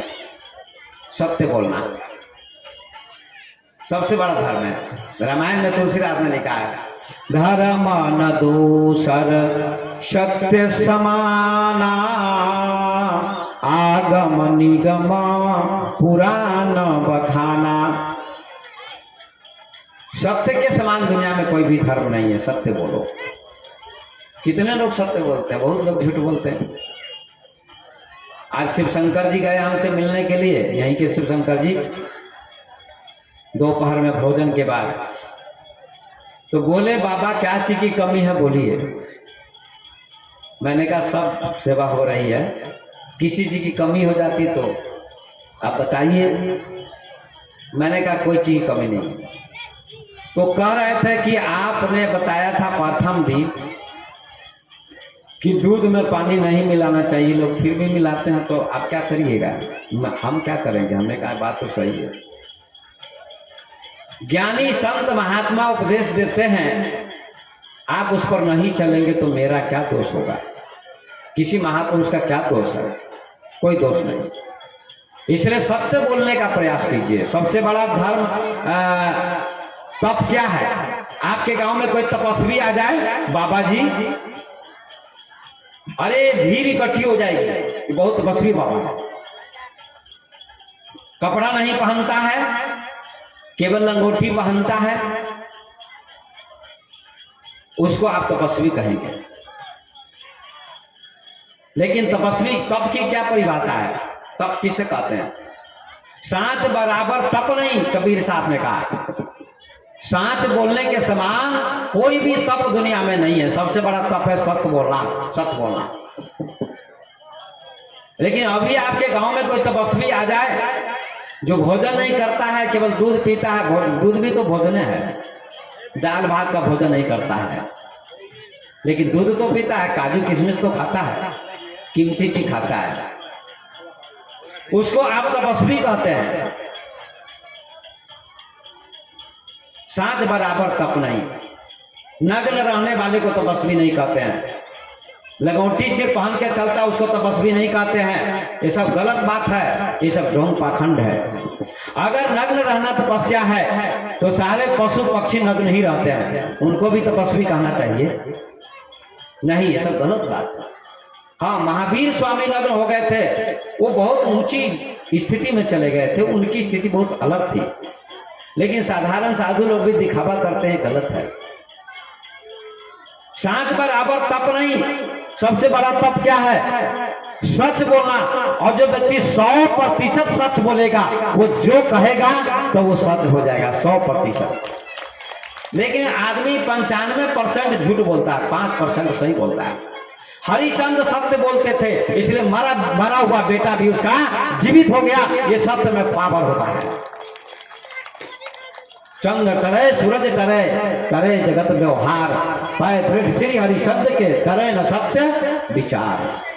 हरिचंद का बेटा मर गया रोहित, उसकी पत्नी तारा सब बिक गए थे। मरघट में रखवाली करते हैं, लाशों की रखवाली करते हैं कि बिना कर दिए वे कोई नहीं जलाएगा। हरिचंद की पत्नी अपने बेटे को लेकर जाती है, सर्प ने डंक मार दिया था। हरिचंद की पत्नी कहती है सभ्या तारा कि स्वामी ये मैं आपकी पत्नी हूं, ये आपका बेटा है, ये मर चुका है, इसको जलाने दीजिए। हरिचंद क्या कहते हैं, रामायण में तुलसीदास ने लिखा, शिवी दधीची हरिचंदन नरेशा परहित सहनित विपति कलेशा। शिवी दधीची हरिचंद, सब राजाओं ने कष्ट सहन किया है। हरिचंद कहते हैं देवी यहाँ कोई किसी का पति नहीं है, कोई किसी की पत्नी नहीं है, कोई किसी का बेटा नहीं है, तुमको कर देना पड़ेगा। सवा हाथ कपड़ा फाड़ो, सवा रुपया दो, उसके बाद जलाने देंगे हम। पत्नी की आंखों में आंसू आ गए, फूट फूट के रोने लगी। अंत में बर्दाश्त करके क्या करती है, अपना आंचल फाड़ती है, कफन बनाना चाहती है, कफन भी नहीं था, या कफन बनाना चाहती है, फूट फूट के रो रही है बेटा के लिए। हरिचंद अपनी छाती को पत्थर बनाए हुए हैं, सत्य के मार्ग पर चल रहे हैं कि सत्य से हम हटेंगे नहीं, सत्य का मार्ग मैंने अपनाया है, अगर सत्य के मार्ग पर चलूंगा तो मेरा बेटा जरूर जीवित हो जाएगा, अगर झूठ के मार्ग पर चलूंगा तो नहीं जीवित होगा। इसलिए हरिचंद जलाने नहीं देते हैं, कर मांगते हैं, कर दो। जब कपड़ा फाड़ती है आंचल पत्नी तो कहते हैं देवी देवता ऋषि मुनि सब वहां उपस्थित हो गए और उसका बेटा उठ के जीवित हो गया और जय जयकार की ध्वनि होने लगी। विश्वामित्र जिन्होंने परीक्षा की थी वे आ गए और कहा हरिचंद की जय हो, हरिचंद की जय हो, तेरी मैंने परीक्षा की थी हरिचंद, तू सफल हुआ। ये सत्य में पावर होता, उपनिषद कहता सत्य में विजयते, सत्य की विजय होती है। आप सभी जानते हैं पांडव और कौरव में युद्ध हुआ। पांडव कितने थे? 5, कौरव कितने थे? 100, लेकिन जीत किसकी हुई? पांडव की। यतो धर्म ततो जय, जहां धर्म होता है वहां जय होती है, विजय होती है। और धर्म के रास्ते पर पांडव थे, अधर्म के रास्ते पर कौरव थे। भीष्म पितामह द्रोणाचार्य कर्ण अश्वत्थामा अधर्म के रास्ते पर थे, दुर्योधन का साथ दे रहे थे, इसलिए सभी मारे गए और पांडव के पक्ष में श्री कृष्ण थे, इसलिए पांडव की विजय हुई है, क्योंकि वे धर्म के रास्ते पर थे। इसलिए सत्य सबसे बड़ा धर्म है। धर्म न दूसर, धर्म न दूसर सत्य समाना, आगम निगम पुराना बखाना। धर्म सत्य ही धर्म है। और कबीर कहते हैं साच बराबर तप नहीं, झूठ बराबर पाप। जाके हृदय साच है, ताके हृदय आप।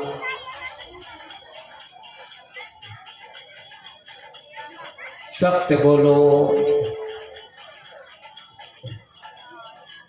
कभी कभी ऐसी स्थिति आती है कि झूठ बोलना पड़ता है आदमी को। अब एक महात्मा जी के आश्रम में एक गाय घुस गई, कसाई उसका पीछा कर रहा था मारने के लिए। महात्मा जी ने गाय को कमरे में बंद कर दिया। कसाई पहुंचा महात्मा जी के आश्रम में और कहता है बाबा आपके आश्रम में गाय आई है ना? कसाई पूछता है महात्मा जी से, अब आप लोग निर्णय कीजिए कि महात्मा जी अगर सच बोलेंगे तो गाय को ले जाएगा कसाई और काट देगा, ये पाप किसको लगेगा? ये पाप किसको लगेगा? महात्मा जी को, अगर सच बोलेंगे तो। क्योंकि सच बोलेंगे कि गाय मेरे कमरे में बंद है तो ले जाएगा कसाई काट देगा, तो ये पाप किसको लगेगा? महात्मा जी को। यहाँ सच बोलने में पाप है, यहाँ सच बोलने में। तो महात्मा जी कहते मैं सच बोलूंगा तो पाप लगेगा, गाय कटेगी, और झूठ बोलूंगा तो भी पाप लगेगा। तो मैं क्या करूं? गाय नहीं है यहाँ, ये भी तो झूठ होगा। महात्मा जी कहते गाय यहाँ नहीं है, ये भी तो झूठ होगा, और सच बोलूंगा तो गाय कटेगी। अब क्या करें महात्मा जी? देखिए, सांप छुछुंदर को कभी कभी निकल जाता है तो मर जाता है। गही छुछुंदर अही मरे, अतजे दीर्घन की हाँ। और छुछुंदर को छोड़ देगा तो छुछुंदर सांप की आंख को फोड़ देता है, सांप अंधा हो जाता है। तो सांप क्या करे कि मरे भी नहीं, अंधा भी ना हो। छुछुंदर को, आप लोग छुछुंदर को जानते हैं ना कि नहीं जानते हैं? जानते हैं ना कि आपके घर में घूमता रहता है, बड़ा तेज होता है। छुछुंदर को सांप खा जाएगा तो मर जाएगा, उगल देगा तो अंधा हो जाएगा। ऐसा कौन सा उपाय है कि ना अंधा हो ना मरे? अगर सांप पानी में चला जाएगा तो ना अंधा होगा ना मरेगा, बच जाएगा। ऐसे ही आदमी सत्संग में चला जाएगा तो सारी समस्याओं का समाधान हो जाएगा। कही छुछुंदर अही मरे, तजे दीर्घन की हान। जल पाए सुख होत है नर सत्संग प्रमाण। ओहो, अब क्या करे महात्मा जी? महात्मा जी ने कसाई से कहा, बीच का मार्ग निकाला, मध्यम मार्ग।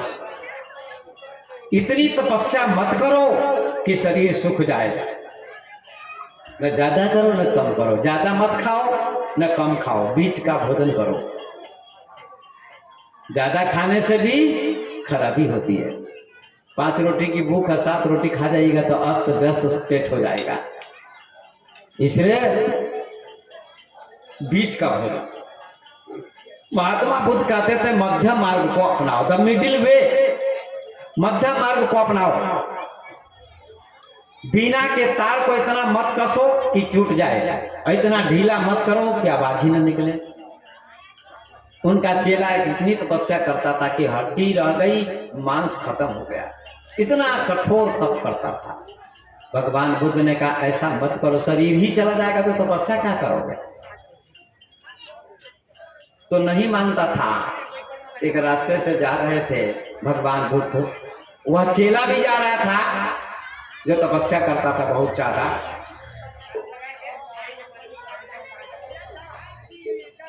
एक गांव में जब जा रहे थे, गांव से गुजर रहे थे, तो महिलाएं गीत गा रही थी, विवाह हो रहा था।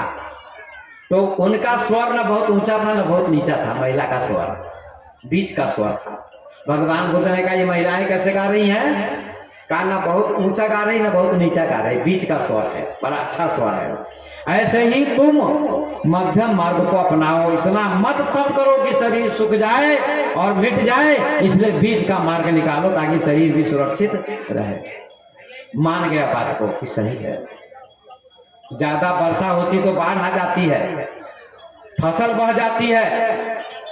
कम वर्षा होती बहुत ज्यादा तो फसल होती ही नहीं है। जैसे इस वर्ष कम वर्षा हुई है तो फसल अच्छी नहीं हुई है धान की। बीच का मार्ग निकालिए। ज्यादा मोटा आदमी भी अच्छा नहीं होता है और ज्यादा पतला भी नहीं अच्छा होता, बीच का अच्छा होता है। महात्मा जी ने कहा मैं क्या करूं?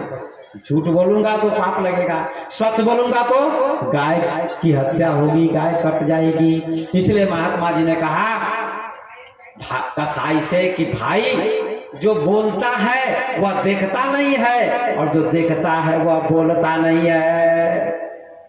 कसाई ने कहा ये पागल है बाबा, ये पागल है। इसका मतलब कुछ नहीं समझा। कसाई लौट के चला गया, गाय की हत्या नहीं हुई, गाय बच गई। महात्मा जी को पाप नहीं लगा। इसका मतलब क्या? महात्मा जी ने क्या कहा कि जो बोलता है वो देखता नहीं और जो देखता है वो बोलता नहीं है, इतना ही कहा। मतलब आंखें देखती हैं तो बोलती नहीं है और मुंह बोलता है तो देखता नहीं है। महात्मा जी को कोई पाप भी नहीं लगा, इतना ही कहा। भाई जो बोलता है वो देखता नहीं, और जो देखता है वो बोलता नहीं है। कसाई ने कहा ये पागल है, चलो यहाँ से चलते हैं। चला गया और गाय की रक्षा। ये क्या है, बचने का तरीका, बीच का मार्ग निकाला महात्मा जी ने। ऐसी स्थिति कभी कभी आती है, इसलिए अहिंसा, सत्य, ब्रह्मचर्य योग करेंगे तो ब्रह्मचर्य भी घटित होगा। योग करिए सब दिन आप लोग, अस्ते चोरी मत करो, ये 5 अहिंसा, सत्य, अस्ते, ब्रह्मचर्य, अपरिग्रह, ज्यादा इकट्ठा मत करो। शौच, संतोष, तप, स्वाध्याय, ईश्वर प्रणिधान। शौच माने पवित्रता, बाहर भीतर की। बाहर की पवित्रता क्या है? सब दिन स्नान करना, नाखून नहीं रखना, नाखून नहीं रखना। लड़के लोग, लड़कियां लोग नाखून सब लोग रखते हैं। मैं हरपुरवा जा रहा था कथा में, तो जो ले जा रहा था ड्राइवर, उसका नाखून इतना बड़ा था। मैंने कहा कहीं इसकी आंखें में भूख आ जाएगा तब क्या होगा। कोई लड़की भी रखती है। कई बार पूछता हूं मैं कथा में, भागवत कथा करता हूं, यहाँ तो इतने कम लोग हैं। अभी भागवत कथा करके आया है कोरबा से, हमारे रजवाड़ा की भक्तिन सब गई थी, बच्ची भी गई थी भजन गाने, ना ये चेला भी गया था, ये पवित्र जी संचालक गए थे। 5000 की भीड़ होती थी। तो बराबर मैं पूछता हूँ, एक लड़की से मैंने पूछा नाखून क्यों रखती हो? बड़ा बड़ा नाखून रखा था इसमें, इतना बड़ा। मैंने कहा इधर आओ अच्छी, कहीं दूसरी जगह वहां नहीं पूछा। कहीं 115 कथा कर चुका हूं मैं भागवत, 115। एक बार घना में भी प्रवचन हो जाए, भागवत कथा हो जाए, मेरा विचार है अगर आप लोग चाहेंगे तो एक बार हो जाए तो अच्छा रहेगा। अभी तो प्रवचन दे रहा हूं, देखिएगा यहाँ जगह नहीं मिलेगी, है ना, ये भागवत कथा में। पकड़िया में हुई है कथा, बहुत जगह, सैकड़ों जगह हो चुकी है। हरिपुरवा, नेपाल, कहाँ कहाँ, आप लोग भी कराइए एक बार। तो मैंने उस बच्ची से कहा तुम नाखून क्यों रखती हो? तो कहा फैशन के लिए। और दूसरी बात, दूसरा काम, दूसरे कहा ससुराल जाऊंगी, सास से झगड़ा होगा, ना कुछ रहेगा तो ये भोंक दूंगी नाखून। मैंने कहा ये तो बहुत गड़बड़ बात है, तो ये नाखून भोंक देगी तू? पढ़ी लिखी इसलिए पढ़ रही है सास को नाखून भोंकने के लिए? ये कैसी शिक्षा तुमने प्राप्त की है? नाखून काटो, कहा बाबा सही कहते हैं। तो ऐसा नहीं करे। शौच माने पवित्रता, बाहर भी पवित्र रहो, अंदर को साफ रखो, लीपो, सफाई होनी चाहिए। सफाई ही स्वर्ग है। एक बाबा एक वेश्या के घर पर ठहरे। लोग कहते हैं साधु संत कि वेश्या के यहाँ भोजन नहीं करना चाहिए। राजा भीम और वेश्या पासी, इन घर भोजन जमपुर पासी। राजा के यहाँ, मल्लाह के यहाँ, अब वेश्या के यहाँ भोजन नहीं करना चाहिए। साधु गए वेश्या के यहाँ ठहरे। वेश्या ने कहा बाबा भोजन करिए, मैं भोजन बनाऊंगी खिलाऊंगी। बाबा ने कहा मैं तुम्हारे यहाँ भोजन नहीं करूंगा, तुम वेश्या हो। हमारा शास्त्र कहता है वेश्या के यहाँ भोजन नहीं करना चाहिए। और तुम मांस खाती हो ना? जी खाती हूँ। मछली खाती हो ना? खाती हूँ। वेश्यावृत्ति करती हो ना? करती हूँ। तो मैं तुम्हारे यहाँ भोजन नहीं करूंगा। अनेकों पुरुषों से संबंध स्थापित करती थी। तो संत ने कहा मैं तुम्हारे यहाँ का भोजन नहीं करूंगा। कहा बाबा मेरी बहुत इच्छा है, खा लीजिए। कहा ठीक है बना के लाओ। बाबा खीर बनाने की इच्छा है, कहा लाओ। खीर बनाने गई, खीर तैयार हो गई। बाबा बैठ के ध्यान भजन कर रहे थे। कमंडल था काला काला, नारियली कमंडल। बाबा ने उस कमंडल में पानी भर दिया, उसमें गोबर भर दिया। वेश्या आई भोजन लेके। कहा बाबा भोजन कर लीजिए, खीर बना के लाइएगा। कहा इसी कमंडल में रख दो, पूजा पाठ हो जाएगा तो भोजन करूंगा। कमंडल में भोजन रखने गई खीर, तो कहा बाबा इसमें गोबर रखा हुआ है, इसमें कैसे खीर रखूंगी? ये खीर तो खराब हो जाएगी। बाबा आपका दिमाग खराब है लगता है। आप हाफ माइंड लग रहे हैं। कारी बेस्या, मैं हाफ माइंड नहीं हूँ, हाफ माइंड तू है। कैसे? इसमें कमंडल में गोबर भरा हुआ है, पानी है, फिर गोबर है। उस गोबर में मैं खीर रखूंगी तो खराब ना हो जाएगी? आप कैसे खाएंगे? इसलिए तो आपका दिमाग हाफ माइंड है। आप हाफ माइंड लग रहे हैं, खराब दिमाग है आपका। बाबा कहते नहीं बेश्या, तेरा दिमाग खराब है, मेरा दिमाग सही है। शरीर रूपी कमंडल है और तेरे शरीर में मांस जाता है, मछली जाती है, और तू वैसा वृत्ति करती है। गोबर है, पहले इसको साफ करो, इसके बाद मेरा ज्ञान का खीर जाएगा तेरे अंदर। ये शरीर ही कमंडल है। झूठ बोला, मांस खाना, शराब पीना, मछली खाना, निंदा चुगली, ये मन में बुराई है और शरीर में बुराई जाती है, बुरी चीज जाती है। मांस, मछली, दारू, तारी, शराब, ये सब चीजें जाएंगी, ये शरीर अपवित्र हो जाएगा। इसलिए तू भक्त बन जा, मेरी शिष्या बन जा, मांस मछली छोड़ दे और भक्त बन जा, मेरी शरण में आ जा तो तेरे हाथ का भोजन खाऊंगा। उसने कहा ठीक है बाबा, आज से मैं आपकी शिष्या बन जाती हूँ। उसने कंठी ले ली, माला ले ली, मंत्र ले लिया, दीक्षा ले ली और महात्मा जी की शिष्या बन गई, भक्ति करने लगी। संत सभी को तार देते हैं, इसीलिए लिखा है तारा है सारा जमाना, गुरु जी हमको भी तारो। तारा है सारा जमाना, श्याम हमको भी तारो। गाइए सभी लोग। तारा है सारा जमाना, श्याम हमको भी तारो। तारा है सारा जमाना, गुरु जी हमको भी तारो। हमको भी तारो गुरु जी, हमको भी तारो, हमको भी तारो, हमको भी तारो। तारा है सारा जमाना, श्याम हमको भी तारो। तारा है सारा जमाना, श्याम हमको भी तारो। हमने सुना है तुमने सबरी को तारा, हमने सुना है तुमने सबरी को तारा। हमने सुना है तुमने सबरी को तारा। अरे बेरों का करके बहाना, श्याम हमको भी तारो। बेरों का करके बहाना, श्याम हमको भी तारो। तारा है सारा जमाना, गुरुदेव हमको भी तारो।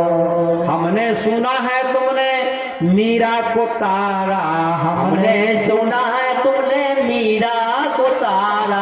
हमने सुना है तुमने मीरा को तारा, हमने सुना है तुमने मीरा को तारा। अरे जहर का करके बहाना, श्याम हमको भी तारो। जहर का करके बहाना, श्याम हमको भी तारो। सभी लोग ताली बजाइए, फिर हाथ मिलेंगे अगले जन्म में। नहीं तो जानवर बनना पड़ेगा। जानवर को हाथ नहीं मिलते, ताली नहीं बजा सकते।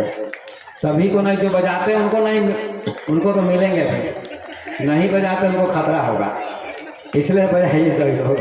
हमने सुना है तुमने विदुर को तारा, हमने सुना है तुमने विदुर को तारा। हमने सुना है तुमने विदुर को तारा, हमने तुमने विदुर को तारा। छिलके का करके बहाना, श्याम हमको भी तारो। छिलके का करके बहाना, श्याम हमको भी तारो। तारा है सारा जमाना, श्याम हमको भी तारो। तारा है सारा जमाना, श्याम हमको भी तारो। सभी को महापुरस्कार देते हैं जो उनकी शरण में आते हैं। शौच माने पवित्रता, बाहर भी पवित्र रहो, प्रतिदिन स्नान करो। कभी तबीयत खराब हो गई तो कोई बात नहीं। उसके बाद भीतर की सफाई, काम, क्रोध, लोभ, मोह, अहंकार, छल, कपट, ये भीतर की बुराई है, मन की बुराई। इसके लिए क्या करना पड़ेगा? आपको योग करना पड़ेगा। योग कीजिए सब दिन सुबह सुबह खाली पेट में क्या कीजिए, बैठ जाइए आसन पर और श्वास लीजिए और छोड़िए। प्राणायाम कीजिए, प्राणायाम श्वास लीजिए छोड़िए। जिनको सीखना हो मेरे पास आ सकते हैं, पूरा प्राणायाम बताऊंगा। ये जो बच्ची बैठी हुई है ये पवित्र जी, ये भी जानते हैं पूरा, और ये बच्ची पूजा बैठी भजन गाती है ये भी जानती है, 15-20 आसन जानती है। और इसकी मम्मी बैठी हुई पीछे नीचे ये भी करती है, रजबाड़ा से आती है, हमारी भक्त हैं परम। आप लोग भी कीजिए सभी, तो आपको बहुत फायदा होगा। श्वास लीजिएगा छोड़िएगा। किसी को दम्मा हो जाता है तो खखार आता है, बलगम आता है, लोग उसको बुरा मानते हैं, अच्छा नहीं मानते। 15 मिनट और, 4:30 तक चलेगा, 15 मिनट और, तो आपको खखार नहीं आएगा, मतलब दम्मा की बीमारी नहीं होगी। क्यों? वैज्ञानिक कहते हैं फेफड़े में हजारों छेद होते हैं, और जब ये श्वास आप लेंगे छोड़ेंगे तो फेफड़े साफ होंगे, फेफड़ा साफ होगा, उसके छिद्र साफ होंगे, आपको शरीर आपका बड़ा हल्का लगेगा, फूल जैसा। आप प्रयोग करके देखिए। 2 मिनट 5 मिनट, हम 10-10 मिनट 15-15 मिनट करते थे, अभी थोड़ा कम करते हैं, 3 घंटे करते थे। अभी ऑपरेशन थोड़ा हो गया हमको पथरी का, इसलिए कम करते हैं, लेकिन करते हैं अभी।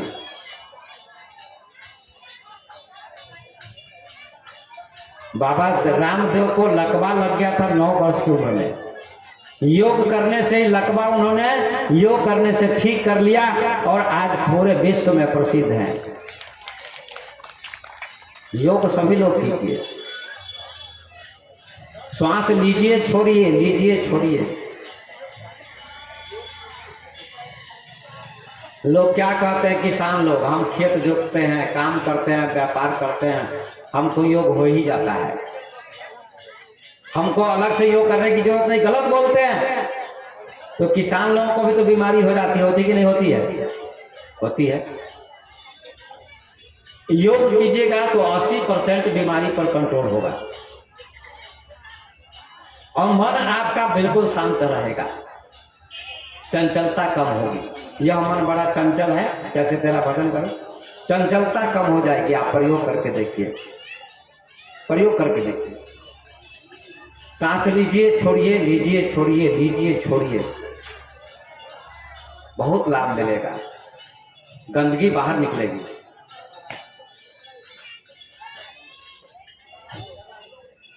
फेफड़ा साफ हो जाएगा। आंख बंद कर लीजिए, मुंह से श्वास नहीं लेना है, नाक से लेना है, छोड़ना है। 2 मिनट 5 मिनट आप प्रयोग करके देखिए, आपको 3 महीने में, 8 दिन में, 10 दिन में इतना लाभ होगा, कितना मन प्रसन्न हो जाएगा, मन एकाग्र हो जाएगा, और भजन में ध्यान में मन आपका लगेगा। प्रयोग करके देखिए आप, 5 मिनट कीजिए जरूर। श्वास लीजिए छोड़िए, लीजिए छोड़िए, उसके बाद तब आप भजन पर बैठिए, ध्यान कीजिए। आपका गंदा स्वप्न भी मिटेगा, गंदे स्वप्न नहीं आएंगे। मैं प्रयोग की बात करता हूँ, केवल वक्ता नहीं हूं मैं, एक नहीं 50 विधि मैं आपको बता सकता हूँ योग की, ध्यान की, और 3 महीने में आपको अनुभव बहुत कुछ होने लगेगा कि आत्मा क्या है, शरीर क्या, मन शांत कैसे होता है। ये 3 महीने में आपको अनुभव करा सकता हूँ मैं। आप प्रयोग करें। लेकिन बहुत गुरु कहते हैं योग की कोई जरूरत नहीं है, गलत बात है। योग की जरूरत है। शरीर आपका स्वस्थ अच्छा होगा, बहुत अच्छा होगा। यम नियम, शौच संतोष करो, तप स्वाध्याय, इसे परिधान, आसन भी थोड़ा लगाइए। देखिए मैं इस आसन से बैठा हुआ हूँ 2 घंटे से, लगभग 1.5 घंटे से, 3 घंटे बैठता हूँ एक आसन पर। पहले 5 घंटे बैठता था, अभी भी 3 घंटे बैठता हूँ। सोचिए जरा, एक ही आसन से बैठा हूँ। आसन को भी स्थिर कीजिए। भागवत में लिखा है, जितासनो जित श्वासो जित संगो जितेंद्रिय। श्वास को जीतिए। ये श्वास कैसे चलती है? 24 घंटे में 21,600 बार चलती है, 1 घंटे में 900 बार, 1 मिनट में 12 बार। और कछुआ 1 घंटे में 1 मिनट में 5 बार श्वास लेता है। कछुआ 300 वर्ष जीता है। आपकी श्वास ज्यादा लंबी चलती है, जल्दी जल्दी जल्दी जल्दी, गहरी नहीं चलती है, लंबी नहीं चलती है, जल्दी जल्दी उतरी। आप श्वास लंबा लीजिए, गहरा लीजिए सब दिन। तो क्या होगा? श्वास कम चलेगी। और जितनी श्वास 1 मिनट में अगर 5 बार श्वास चलेगी तो आप 100 वर्ष जी सकते हैं आराम से। सब दिन गहरी श्वास लीजिए, छोड़िए। लेकिन लोग करना नहीं चाहते। जिनको सीखना हो मेरे पास आइए सवेरे 9 बजे। 9 बजे आइए, या लास्ट दिन मैं आपको अपने शिष्य को रखूंगा। ये पवित्र जी रहेंगे, चाहे बच्ची रहेगी। ये बहुत जानती है, करती, बहुत अच्छा करती है। ये भी अच्छा करते हैं दोनों, इसकी मम्मी भी करती है। जिनको सीखना हो वो आए। मैं ध्यान की विधियां बहुत जानता हूँ। एक हमारे वो बैठे हुए हैं टोपी वाले साहब, वही आते थे कई बार। आप ही ना आते थे? कहा बाबा, एक दिन आपने कहा था तन मन शुद्ध होना चाहिए। निर्मल मन जन सो मोहि पावा, मोहि कपट छल छिद्र न भावा। तो मेरा तन मन कैसे शुद्ध होगा बताइए? तो मैंने कहा ध्यान करना पड़ेगा आपको, ऊपर से न होगा। तुलसीदास जी भी कहते हैं कि सांप बिल्ली में है, बिल में, ऊपर से लाठी मारोगे तो नहीं मरेगा सांप, नीचे से निकालना पड़ेगा, खोदना पड़ेगा। हमारे अंदर क्रोध है, वासना है, कामना है, लोभ है, मोह है, छल कपट, ये सारे विकार हैं। ये कैसे दूर होंगे? इन विकारों को दूर करने के लिए आपको योग करना पड़ेगा, मेडिटेशन करना पड़ेगा। मैं खड़ा होकर करवाता हूं सिर्फ योग। 10 मिनट श्वास लीजिए, छोड़िए। बाबा रामदेव कहते कम से कम 5 मिनट। और भी विधियां मैं बताता हूं, एक नहीं। आप आइए और देखिए प्रयोग करके। 3 महीना जो मैं प्रयोग बताऊंगा, आपको लाभ होता है या नहीं होता है, आप प्रयोग करेंगे तो अवश्य लाभ आपको होगा, ये मैं आपको वचन देता हूं। लेकिन करना पड़ेगा। तो आसन लगाना सीखिए और श्वास लेकर, खूब गहरी श्वास लेकर लीजिए, छोड़िए, लीजिए, छोड़िए, लीजिए, छोड़िए। अगर ऑपरेशन नहीं हुआ है आपको, किसी महिला को, लगभग सब महिला को ऑपरेशन होता है जब बच्चा हो जाता है तो, लेकिन जिसको ऑपरेशन नहीं है, पुरुष या स्त्री को, वो 5-7 मिनट श्वास ले सकता है, छोड़ सकता है आराम से। मैं आपको बताऊंगा। लेने छोड़ने के बाद तब आपको ध्यान में बतले चलूंगा। तब हम आंख बंद करके आप मन को देखिए कहां जा रहा है। यही कृष्ण भगवान से अर्जुन पूछता है, भगवान मन बड़ा चंचल है, कैसे शांत होगा? भगवान कहते 2 चीज को अपना लो, मन शांत हो जाएगा। गाते हैं ना लोग, मन की तरंग मार लो, बस हो गया भजन।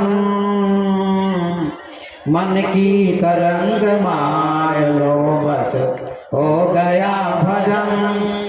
आदत बुरी समार लो, बस हो गया भजन। आदत बुरी समार लो, बस हो गया भजन। मन की तरंग मार लो, बस हो गया भजन। आदत बुरी संभाल लो, आदत बुरी संभाल लो, बस हो गया भजन। आदत बुरी संभाल लो, बस हो गया भजन। जब ये श्वास लेंगे छोड़ेंगे प्राणायाम करेंगे। प्राणायाम मतलब प्राण को आयाम विस्तार करना, लंबा लेना छोड़ना। 12 साल करेंगे आप लगातार या 20 साल करेंगे तो आप जब चाहेंगे तो शरीर का त्याग कर सकते हैं। शरीर बुढ़ापा आएगा कि अब जरूरत नहीं है शरीर की। ऐसे लोग हुए भारत में प्राणायाम करके प्राण पर अधिकार कर लिया और सोचा कि अब शरीर का त्याग कर देना चाहिए, तो प्राणायाम करके शरीर का भी त्याग करके परमात्मा में समा जाते हैं।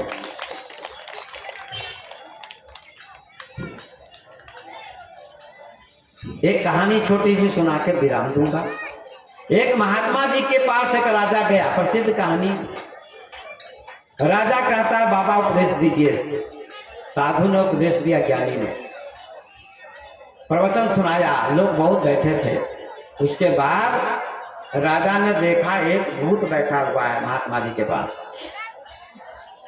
भूत से तो लोग डरते हैं। राजा ने कहा ये क्या है बाबा? का भूत है। ये क्या करता है? का चेला है। अरे भूत को चेला बनाए हैं? हाँ, भूत को चेला बनाया है। तो क्या करता है? जल्दी जल्दी सब काम कर देता है। तो राजा कहता है कि ये भूत हमको दे दीजिए ना, हम देश के राजा हैं, देश में बहुत हजारों काम है, कर देगा जल्दी जल्दी, मजदूर देश की बचत हो जाएगी, देश का विकास होगा। महात्मा जी कहते हैं नहीं, ये भूत तुमको बर्दाश्त नहीं करेगा, ये बहुत खतरनाक है। जेही की बंदरी सोही नचावे। बंदर नचाने वाला आता है, उसको नचाता रहता है। आप नचाएंगे तो आपको काट लेगा। आपको नहीं आता है नचाना, वही जानता है। महात्मा जी कहते हैं भूत को नचाना मैं जानता हूं, ये मेरा चेला है, जो कहता हूं उसको करता है। राजा हट करता है, कहता नहीं हमको दे दीजिए, हजारों काम बता देंगे, थक जाएगा, कितना करेगा ये। महात्मा कहते ठीक है ले जाओ। ले गया राजा भूत को। महात्मा जी ने कहा, राजा भूत ने कहा राजा से, राजन हमको काम दीजिए। तो राजा ने कहा जाओ जमुना पर फूल बना के आ जाओ। दिल्ली में ले गए राजा थे, फूल बना के आ गया 5 मिनट में जमुना पर। यमुना नदी है, यमुना नदी का पुल बन गया। भूत कहता है और काम दीजिए। काम हो गया, क्या करूं? कहा नगर के बाहर एक फैक्ट्री बनाओ, कारखाना, बहुत बड़ा कारखाना जिसमें हजारों मजदूर काम करेंगे। गया नगर के बाहर एक फैक्ट्री उसने तैयार कर दी, कारखाना तैयार हो गया। भूत ने 5 मिनट में कारखाना तैयार कर दिया। राजा से आकर कहता है कि अब तीसरा काम दीजिए। इस प्रकार से राजा काम देते गए, सारे काम करता गया, सारे काम उसके समाप्त हो गए राजा के। अब कोई काम बाकी नहीं था राजा, 1 सप्ताह में। भूत कहता है अब तुमको मार दूंगा, काम बताओ नहीं तो मार दूंगा, छाती का खून पी जाऊंगा। राजा तो थर-थर कांपने लगा। खतरा मोल मैंने ले लिया। महात्मा ने सही कहा, यही की बंदरी सोही न चाहे। काम जल्दी बताओ राजा, नहीं तो मैं तुझे मार डालूंगा, खून पी जाऊंगा।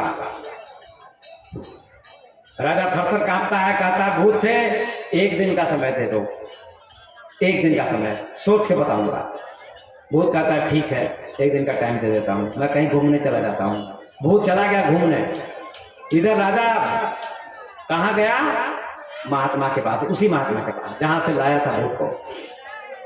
महात्मा के चरणों में जाके गिरा, त्राहिमाम, मेरी रक्षा करो प्रभु, मेरी रक्षा करो, भूत मुझे मार देगा। सारे काम उसने समाप्त कर दिए, कोई काम मेरे पास बाकी नहीं है। अब कहता काम दो नहीं तो खून पी जाऊंगा। महात्मा कहने लगे राजन, मैंने तुमको पहले ही मना किया था, यही की बंदरी सोही न चाहे। अब खतरा आ गया तो मैं क्या करूं, तुम जानो। राजा रोने लगा, नहीं महाराज रक्षा कीजिए, मैं आपकी शरण में हूँ, रक्षा कीजिए, रक्षा कीजिए। महात्मा ने कहा ठीक है, तुम मेरी शरण में आए हो तो एक काम करो, अपने आंगन में एक मोटा खंभा गड़वाना लकड़ी का मजदूर से, और भूत आएगा तो कहना काम दो, तो कहना इसी पर चढ़ो उतरो, अप डाउन करो, दूसरा काम ही मत बताना। वो अपने आप थक जाएगा और परेशान होकर लौट जाएगा, तुम्हारी रक्षा हो जाएगी। राजा कहता धन्यवाद आपको महाराज, धन्यवाद आपने बचाया, रक्षा की। राजा जाता है, मजदूर को आदेश देता है, खंभा तैयार हो गया। भूत आया घूम घाम के, कहता है काम बताओ, राजा से काम बताओ। सोचा? हाँ सोच लिया, अपने थोड़ी सोचा, गुरु की कृपा से सोचा, इसलिए गुरु बनाओ और तब सोचाएगा अपने। महापुरुष की शरण में जाओ, जो बनाए हैं, जो नहीं बनाए हैं उनको जरूर बनाना चाहिए। राजा ने खंबा गड़बा दिया, का भूत पर खंबे पर चढ़ो, तो भूत को चढ़ने उतरने लगा, up down up down up down up down up down. 1 सप्ताह तक किया। भूत कहता है 1 सप्ताह हो गया, मैं थक गया हूँ एक ही काम करते करते, अब दूसरा काम बताओ। राजा ने कहा दूसरा कोई काम नहीं, यही है तुम्हारा काम। तो भूत थक गया और माफी मांग के उसी महात्मा जी के पास चला गया। बोले सतगुरुदेव भगवान की, माफी मांग के चला गया, थक गया। ये तो कहानी आपने सुनी। एक खंभा क्या है? योग, ध्यान। योग शब्द कीजिए, ध्यान कीजिए। ये क्या है? खंभा है, साधना, योग, मेडिटेशन, ये ध्यान है, खंभा है। और गुरु बताने वाले हैं। अब भूत क्या है? मन। ये भूत, मन ही भूत है जो सबको खतरा पहुंचाता है। मारपीट होती है मन के कारण, लड़ाई होती है मन के कारण, हत्या होती है मन के कारण, सब कुछ मन के कारण हो रहा है। और जिसका मन योग के द्वारा बस में हो गया, उसी का नाम योगी है, उसी का नाम संत है, उसी का नाम भगवान है। तो मन रूपी भूत को आप बस में कर सकते हैं। एकाग्र होगा, मन की चंचलता खत्म होगी, आत्मा परमात्मा का बोध होगा। इन्हीं शब्दों को कहते हुए मैं अपनी वाणी को विराम देता हूँ। कल फिर उपस्थित होऊंगा 2 बजे, 2:15 बजे। इसी भांति कार्यक्रम चलता रहेगा। कल परसों तक हमारे पवित्र जी संचालन करेंगे। हमारी ये बच्ची 2 भजन गाएगी और प्रतिदिन का कार्यक्रम 2 दिन और है। तो आप लोग आइए।